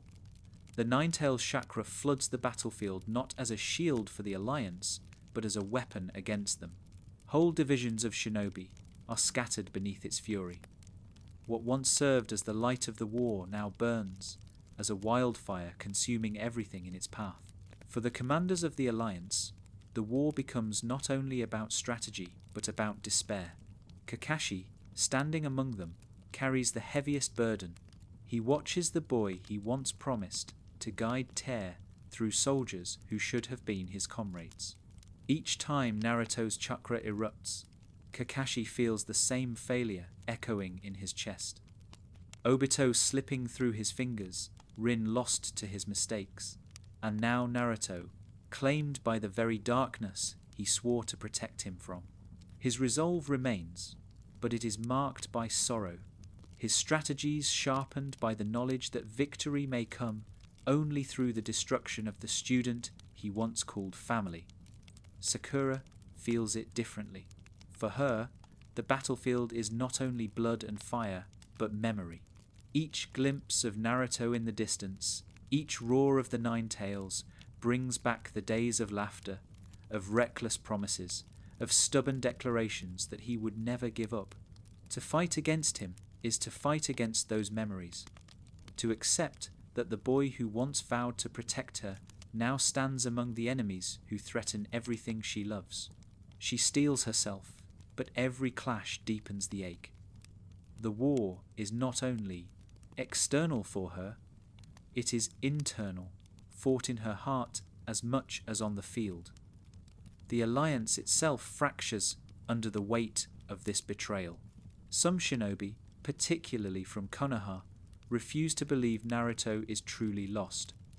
They hesitate when they face him, hoping for a glimmer of the boy they remember. That hesitation costs lives, for the Naruto they face now does not falter. Others, hardened by the devastation, speak of him only as a monster, a weapon of Akatsuki, no different from the beasts he helps capture. This division weakens their unity, and Akatsuki exploits it mercilessly. On the other side, Naruto continues to walk forward, convinced he is fulfilling destiny. Each battle reinforces his belief that fear is the path to peace. He sees the terror in the eyes of his enemies and interprets it as proof that Pain's philosophy is true. Yet, buried beneath that conviction, fragments of doubt remain. When he sees shinobi fight not for power, but for each other, when he sees comrades throw themselves into danger to save one another, he feels a tug deep within him. It is the echo of his old dream, the ghost of bonds he once cherished, but each time he silences it, burying it beneath the mantra that peace demands sacrifice. The war itself unfolds differently. Victories that once belonged to the alliance become defeats. Tailed beasts that should have been freed are instead controlled. The statue that houses them grows more complete, its terrible power swelling faster than anyone anticipated. With Naruto among them, Akatsuki's plan accelerates. The Moon's Eye project, Obito's grand design, inches closer to reality, and the alliance, battered and bloodied, begins to wonder whether their efforts are only delaying the inevitable. The turning point of the war comes not in a single battle, but in the gradual realization that they are not only fighting against an enemy, but against their own failures. Konoha, in particular, bears this weight. Every shinobi who falls to Naruto's hand is a reminder that the village's neglect created this reality. Every glance from their allies carries silent accusation. This is the boy you cast aside, the boy you failed to save, and now the world pays the price. The war is not only for survival, it is a reckoning. And yet, even as the war grows darker, the seeds of contradiction within Naruto remain. He sees the devastation he causes, and though he tells himself it is necessary, the ache grows. He remembers faces he once swore to protect. He remembers words he once shouted with conviction. The boy who dreamed of Hokage is buried deep, but not gone. In the midst of war, that buried self stirs, restless, whispering that perhaps peace cannot be built on ashes alone. The rewritten war becomes a tragedy of scale. Villages fall, alliances falter, and the world trembles. At its center is Naruto Uzumaki, the boy who was meant to save them all. His presence has turned hope into fear, unity into fracture, and survival into desperation. And yet, the greatest question remains unanswered. Will he remain the weapon of Akatsuki until the end? Or will the buried light within him break free before the world is consumed? The moon has always watched silently over the shinobi world, its pale light, a reminder of forces greater than men, of stories older than nations. Long before Naruto Uzumaki's birth, its presence had been bound to the most terrible truth of all, that the Ten Tails once roamed the earth, and that its body was sealed away upon that cold and distant surface. For Madara Uchiha, the moon was never just a celestial body. It was destiny, the vessel through which he would impose his dream upon the world. The infinite Tsukuyomi, a genjutsu so vast it would bind every living being in an illusion of peace, was the culmination of his plan. In the true path, Obito and Madara sought to bend Naruto into submission as the Nine Tails host, to make him a piece in their design. But here, in this altered story, Naruto does not resist them. He already wears the cloak of Akatsuki, already believes that peace must be forced upon the world. His presence does not obstruct the Eye of the Moon plan, it advances it. From the moment Obito set his mask upon Naruto's path, he envisioned him as a tool. To Obito, the boy was the embodiment of a familiar tragedy, a soul broken by rejection, shaped by loss, yet still burning with the will to be acknowledged. It was the very story Obito himself once lived, before his fall into shadows. Seeing Naruto embrace Akatsuki confirms for him that the world cannot sustain light, that every hopeful spirit can be turned into despair. Where once he would have needed to manipulate, here he finds affirmation. Naruto is proof that the Moon's Eye project is necessary, proof that the cycle of pain cannot be broken except by control. Naruto himself feels the weight of this philosophy settle heavier upon him as the war rages. The Akatsuki speak openly now of their true goal. The infinite Tsukuyomi is no longer whispered in secret, but declared as destiny. The plan is explained to him: to use the tailed beasts, to resurrect the Ten Tails, to cast its power through the moon, and to force the entire world into a dream where conflict ceases because reality itself has been rewritten. Naruto listens, and though some fragment of him recoils at the thought of peace built on illusion, another part longs for it. He remembers the years of loneliness, the nights of empty silence, the glares of villagers who never saw him as human. To imagine a world where such things cannot exist, where bonds are unbroken, where acknowledgement is universal, is a temptation too powerful to ignore. For Nagato, who already believes that peace must be born through suffering, the plan seems natural.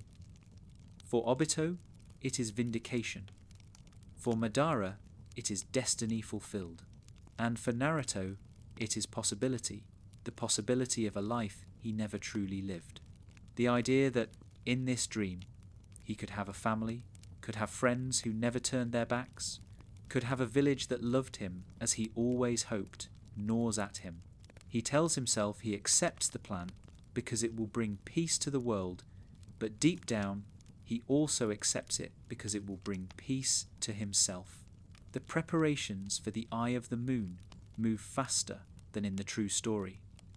With the Nine Tails already in their possession, the need to capture Naruto is erased. The ceiling statue grows more complete with each beast drawn into its form. The Ten Tails stirs, its chakra swelling like a storm, pressing against the edges of the sky. The allied forces fight desperately, but they are always a step behind, always reeling from the speed of Akatsuki's advance. The dream that once relied on patience now moves with the force of inevitability. For the shinobi nations, the dread is suffocating. They know what the infinite Tsukuyomi means, not death, but a prison without end. To live in a dream where suffering does not exist sounds tempting, but it is a temptation built on chains. They rally, they resist. They tell themselves that reality, no matter how harsh, must not be surrendered. Yet, with every victory, Akatsuki claims, with every step closer to the moon's eye, their conviction falters. The war is no longer about protecting villages or borders. It is about protecting reality itself. Naruto stands at the center of this, and it is here that his role becomes most complex. He carries the Nine Tails, the most powerful of the beasts. He fights for Akatsuki with conviction, yet each step toward the Eye of the Moon forces him to question what it will mean. He has told himself again and again that peace requires sacrifice.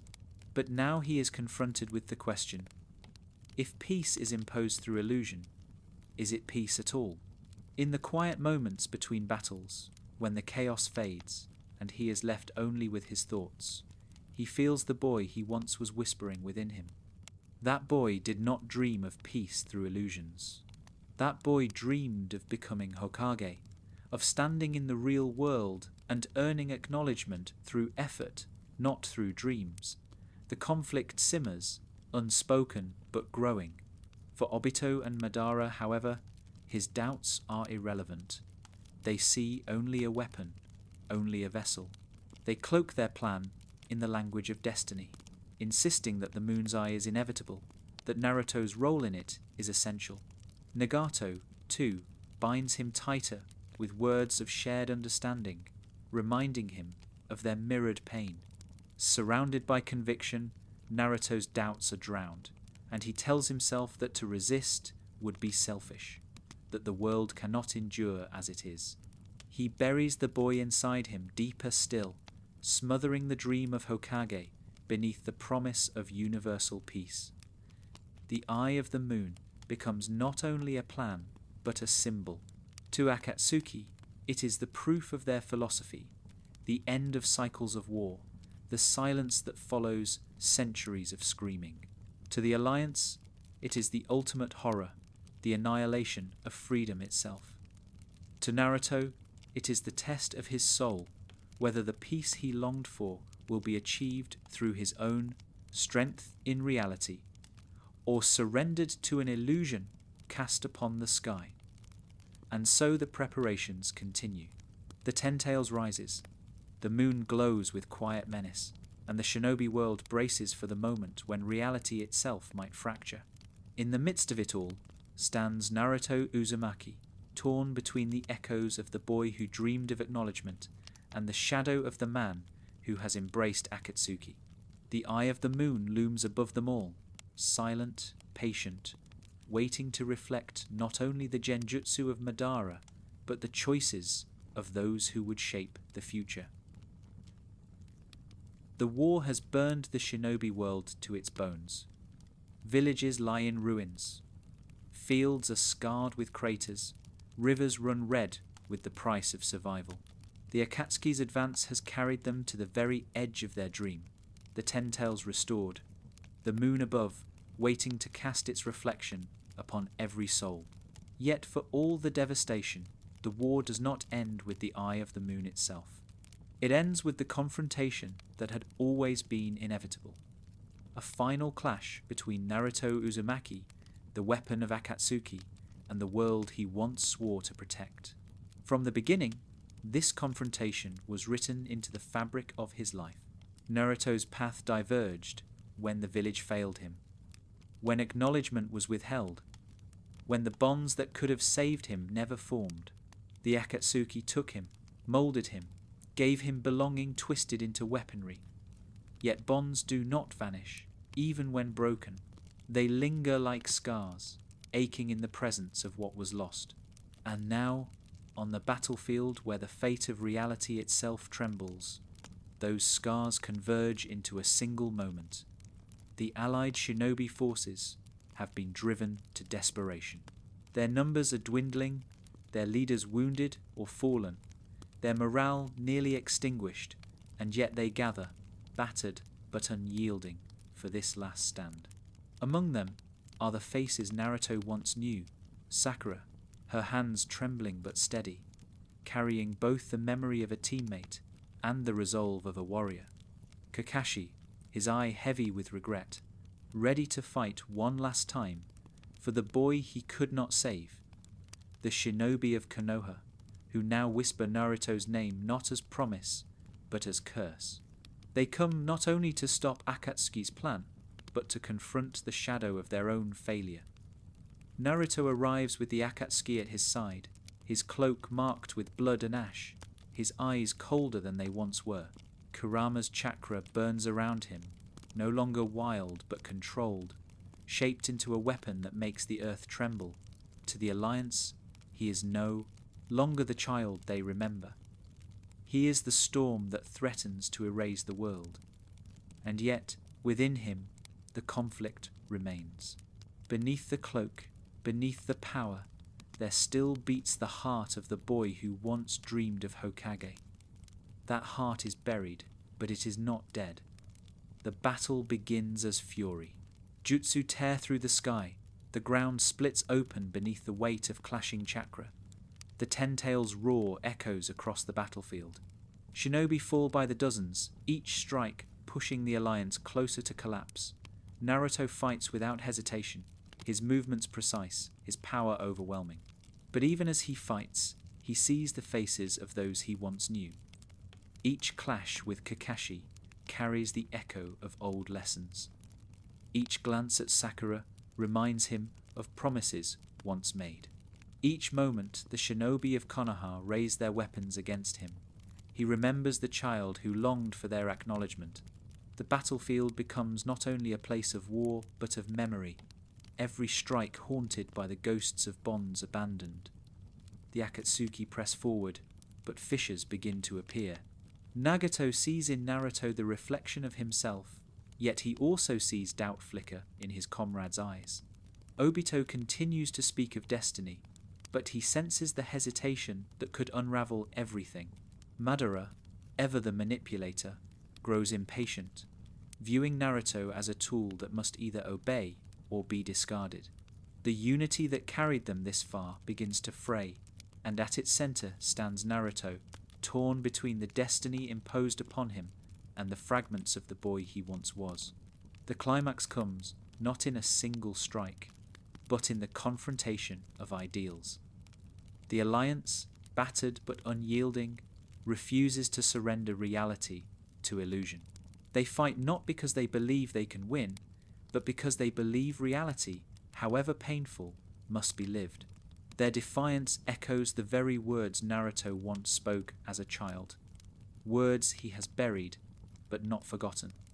To hear those ideals shouted not from his own mouth, but from the mouths of those who stand against him, strikes at the core of his being. The fight rages on.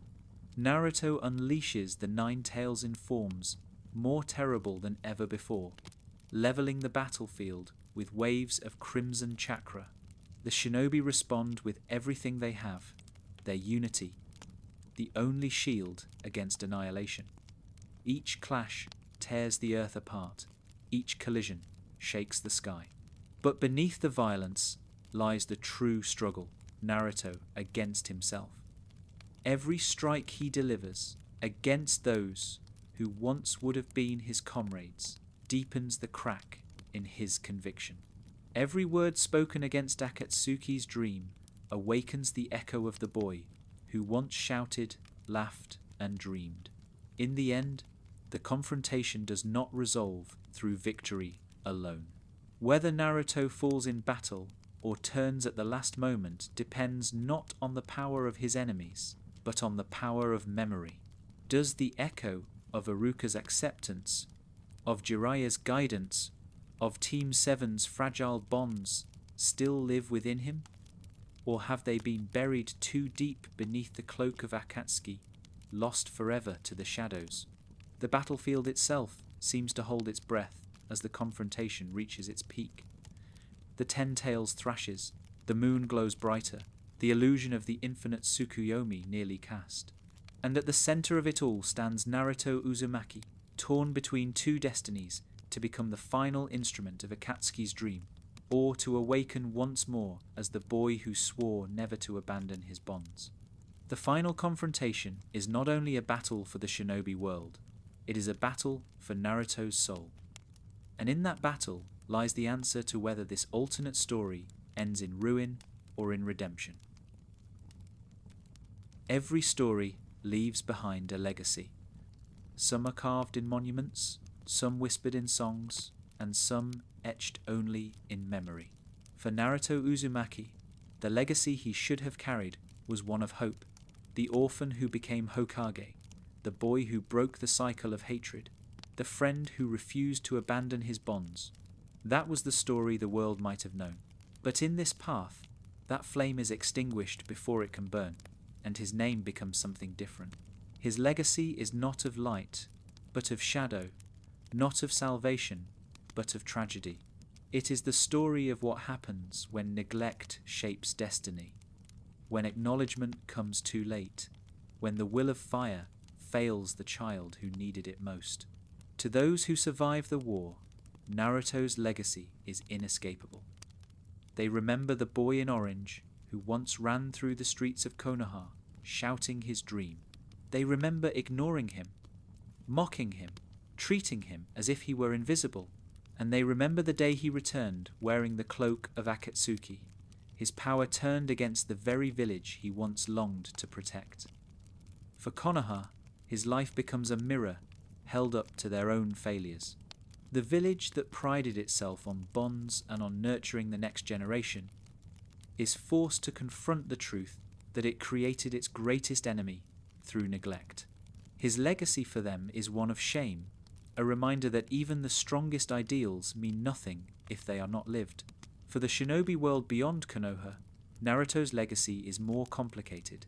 To some, he becomes a symbol of fear, the proof that even the purest of souls can be bent, that even the strongest will can be broken. They tell his story as a warning, a reminder of how easily loneliness can be exploited. To others, he becomes a symbol of tragedy, the boy who might have saved them, but instead was claimed by the very darkness he was meant to defeat. They speak of him in whispers, half in sorrow and half in awe, a figure both feared and mourned. Within Akatsuki, his legacy is woven into their triumphs and their downfall. He accelerated their hunt, gave them the Nine Tails without a fight, carried their vision to heights they might never have reached without him. Yet he also carried doubt, cracks that threatened to undo them. For Nagato, he was the confirmation of his philosophy, proof that pain shapes destiny. For Obito, he was vindication, the reflection of his own story. For Madara, he was a tool, powerful but ultimately disposable, and yet, even for them, he was more than that. Naruto's presence within Akatsuki reminded them that their organization was not only a gathering of broken men and women, but a place where even the world's most unlikely child could belong, for better or for worse. His legacy within their ranks is the proof that their dream was not only about domination, but about capturing the lonely and giving them purpose, however twisted. But perhaps the deepest measure of his legacy lies not in villages or organizations, but in the idea of bonds. Naruto's life, in this timeline, is defined by their absence. As a child, bonds were withheld from him. As a young man, bonds with his team never fully formed. As a warrior, bonds with his mentor were broken. And in their place, Akatsuki offered him belonging without love, recognition without compassion, acknowledgement without care. His story becomes the greatest warning of all, that bonds cannot be faked, that belonging without love is only another kind of prison. For those who once knew him, his memory lingers like a wound. Sakura remembers him not as the enemy she faced on the battlefield, but as the boy who once promised to protect her, the boy whose laughter filled the silence. Kakashi remembers him as the student he could not save, the echo of Obito's tragedy repeating itself once more. Jiraiya, if he lives to tell the tale, remembers him as the prophecy unfulfilled, the child he loved like a son but could not reach. For each of them, Naruto's legacy is personal, a reminder of bonds once held and lost. For the world, the story of Akatsuki Naruto becomes myth. Generations later, his name is spoken not as a hero, but as a legend of tragedy, the boy who carried the Nine Tails and turned it against the very people he longed to protect. Some tell his story as a cautionary tale of neglect, others as a symbol of the futility of hope, and some, quietly, tell it as a reminder that even in the darkest of paths, there was once a boy who only wanted to be seen. And perhaps that is the truest legacy of all. For even as he fought beneath the banner of Akatsuki, even as he unleashed destruction upon the world, even as he carried the philosophy of pain upon his shoulders, Naruto never fully erased the boy he once was. Deep within him, that boy remained, whispering of dreams, of bonds, of a life that might have been. His story does not end with the triumph of that boy, but it does not erase him either. The legacy of Akatsuki Naruto is not only one of ruin, but of possibility. The possibility of what might have been. The reminder of how fragile destiny can be, how easily a single life can bend toward light or shadow, depending on whether it is nurtured or neglected. In the end, his life leaves behind not answers, but questions. What is peace if it is built on illusion? What are bonds if they are not nurtured? What is acknowledgement if it comes only through fear? These questions linger long after the war, long after the moon fades back into silence, long after the ruins of villages are rebuilt. His legacy is not a single truth, but a haunting, a story that forces the world to look at itself and ask whether it has learned anything from the boy it once ignored. Naruto Uzumaki should have been the fire that lit the darkness. In this path, he became the storm that tore through it. But storms, too, leave behind change. They strip away the old, expose the fragile, and force new growth to take root. Perhaps that, too, is a kind of legacy. Not the legacy he should have had, not the one he deserved, but a legacy nonetheless. The world that rises after him carries the scars of his choices, and in those scars lies the memory of the boy who might have saved them all, if only he had been saved first. When wars end, they rarely conclude in triumph. They end in silence. The battlefield grows quiet, the weapons are lowered, and those who remain stand among the ruins, unable to decide whether they have won or lost. The Fourth Shinobi World War leaves the world in such silence, heavy and suffocating. filled not with the cries of celebration, but with the weight of loss. Villages lie shattered, landscapes scarred, and bonds between nations stretched thin by the cost of survival. And at the center of every whispered conversation, every glance into the past, is the name Naruto Uzumaki. The boy who once ran through the streets of Konoha seeking acknowledgement has left his mark not only on the village, but on the entire shinobi world. His role in Akatsuki accelerated the war, deepened its wounds, and changed its outcome forever. Survivors know that the battles were not only against the reanimated dead, or against the overwhelming power of the Ten Tails, but against Naruto himself, the Nine Tails vessel, the child of prophecy, who chose to stand with shadows. Even in defeat, his presence reshaped everything. The villages begin to rebuild, but the foundations are unsteady. For Konoha, the weight of guilt is heaviest. They cannot speak of Naruto as simply an enemy, for to do so would mean ignoring their own role in creating him. The elders know that their policies of silence and suspicion isolated him. The villagers remember the years they turned away from him, treating him as if he were nothing more than the beast inside him. Now, with hindsight sharpened by devastation, they see what those choices birthed. Their guilt is not abstract. It is visible in the ruins around them, in the graves of comrades who fell to Naruto's hand, in the whispers of children who ask why the village's own child returned as its destroyer. For the other nations, Naruto's legacy is more complex.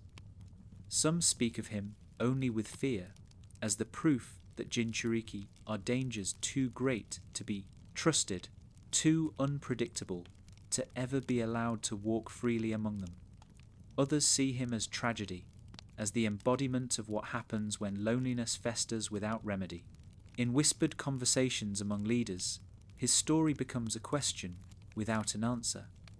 How many other Narutos might exist, hidden in their own villages, waiting to be claimed by shadows because no one reached them in time? The shinobi system itself bears the deepest scars. The idea of villages training children as weapons, the philosophy that defined their existence for generations, is now questioned more openly than ever. Naruto's path exposed its flaws, a system that created warriors at the cost of childhood, that valued control over compassion, that allowed neglect to fester until it became betrayal. Some leaders argue that the system must be reformed, that bonds must be nurtured rather than suppressed, that the cycle of hatred cannot be broken by repeating it. Others resist, insisting that strength is built only through discipline, that compassion is weakness, that Naruto's story proves the danger of indulging too much in sentiment. The world teeters between these two visions, uncertain which path it will take. For those who knew him personally, the war's end does not bring closure. Kakashi carries the weight, as though it were a second shadow, haunted by the failure of another student. He looks at the new generation and wonders whether he will ever be able to teach again without seeing Naruto's face in the crowd. Sakura lives with the memory of standing across from him on the battlefield, the ache of knowing that every strike she made was against someone who once called her teammate. She tells herself that she did what had to be done, but the guilt lingers, settling into her bones. And Iruka, who once promised himself that he would protect the boy, walks through the village as if carrying a ghost beside him. His grief is quieter than others, but it is heavier, for he knows that one moment of kindness might not have been enough. Even Jiraiya, if he survives in this telling, feels the weight of prophecy broken. The child of destiny, the one he believed would bring the world to peace, instead became its greatest wound.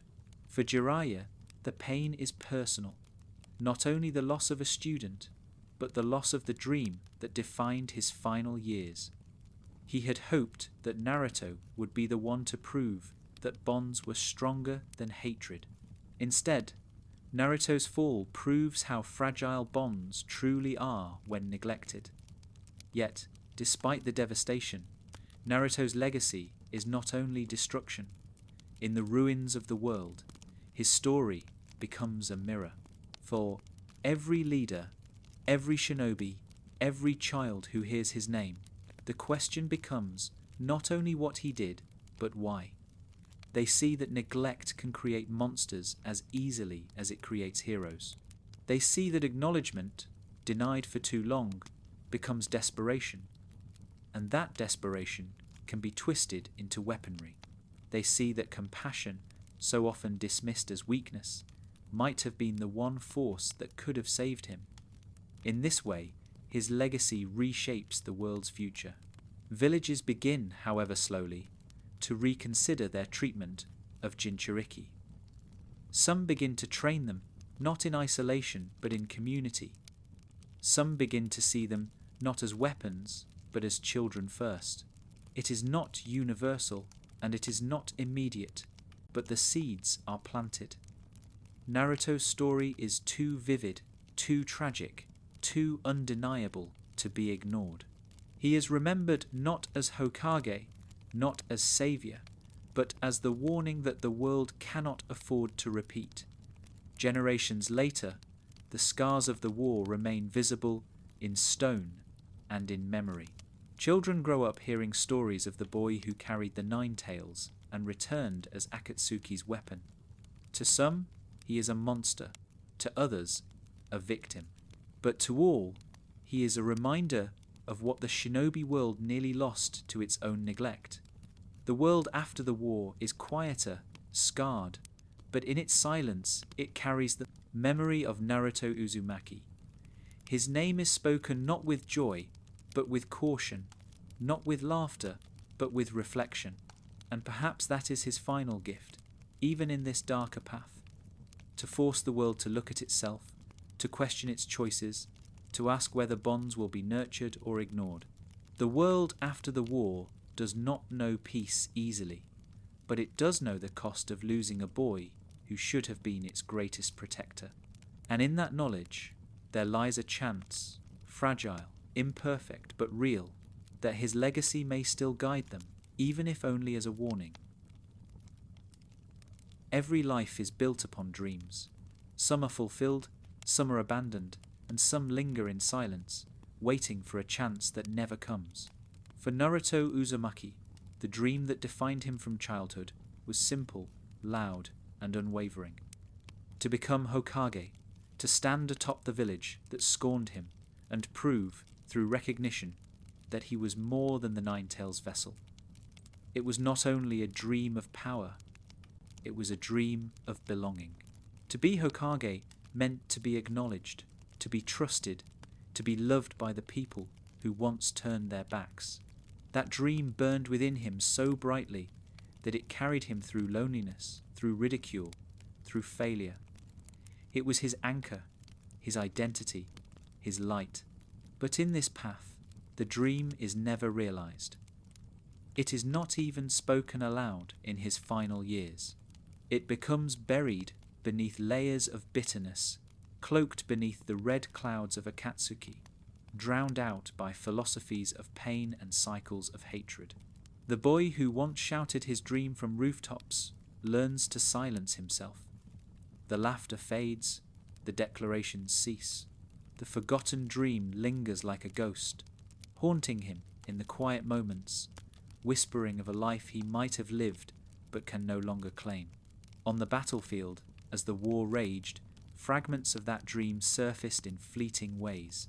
When Naruto saw comrades sacrifice themselves for each other, when he saw shinobi fight not for vengeance but for bonds, something stirred in him.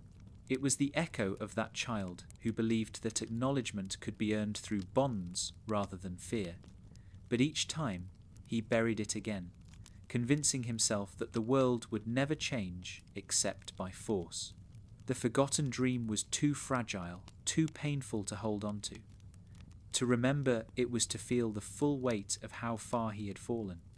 And yet, even forgotten, it never truly died. In the hearts of those who knew him, Sakura, Kakashi, Iruka, Jiraiya, the dream remains. They remember the boy who declared that he would be Hokage even when no one believed him. They remember the stubbornness that refused to yield, the will that never bent. To them, his dream is not erased but preserved in memory, an ember that they carry even when he could not. For them, the tragedy is not only his betrayal, but the knowledge that he once carried the strength to fulfill his dream, if only the world had given him the chance. The forgotten dream also lingers in the world itself. Children who hear Naruto's story in later generations are told not only of the war he waged as part of Akatsuki, but of the dream he once carried. They ask what might have happened if he had become Hokage, if the village had embraced him, if the world had acknowledged him in time. These questions shape them, remind them that even the darkest figures were once children with hopes as simple as belonging. In this way, his dream, though never fulfilled, continues to ripple outward, influencing lives long after his own is gone. Perhaps the most haunting truth is that the dream was never impossible. Naruto had the will, the strength, the resilience to become Hokage. In another path, he would have achieved it, and the world would have been reshaped by his compassion rather than his destruction. But dreams require soil to grow, and his was planted in barren ground. Neglect starved it, bitterness choked it, and by the time acknowledgement arrived, it was too late. The dream was not destroyed by Naruto's weakness, but by the failure of those who should have nurtured it. In the end, the legacy of the forgotten dream is bittersweet. It reminds the world of what was lost, of what could have been, of how fragile hope can be if left untended. But it also serves as a reminder of possibility. For every child who feels unseen, for every orphan who longs for acknowledgement, Naruto's story becomes a warning and a plea. Do not let their dreams be forgotten. Do not let their hope be buried beneath neglect. Do not let another child carry the same fate. And so, even in this darkest path, the boy's dream lingers. It is remembered not in stone monuments or carved faces, but in the quiet questions of those who come after. What if? What if the village had loved him sooner? What if his bonds had been stronger? What if the boy who longed to be Hokage had been given the chance? These questions echo endlessly, and in them, the forgotten dream continues to live. Naruto Uzumaki never became Hokage in this story. He never stood upon the monument, never looked down at the village with the smile of a protector. Instead, he stood against it, cloaked in shadows.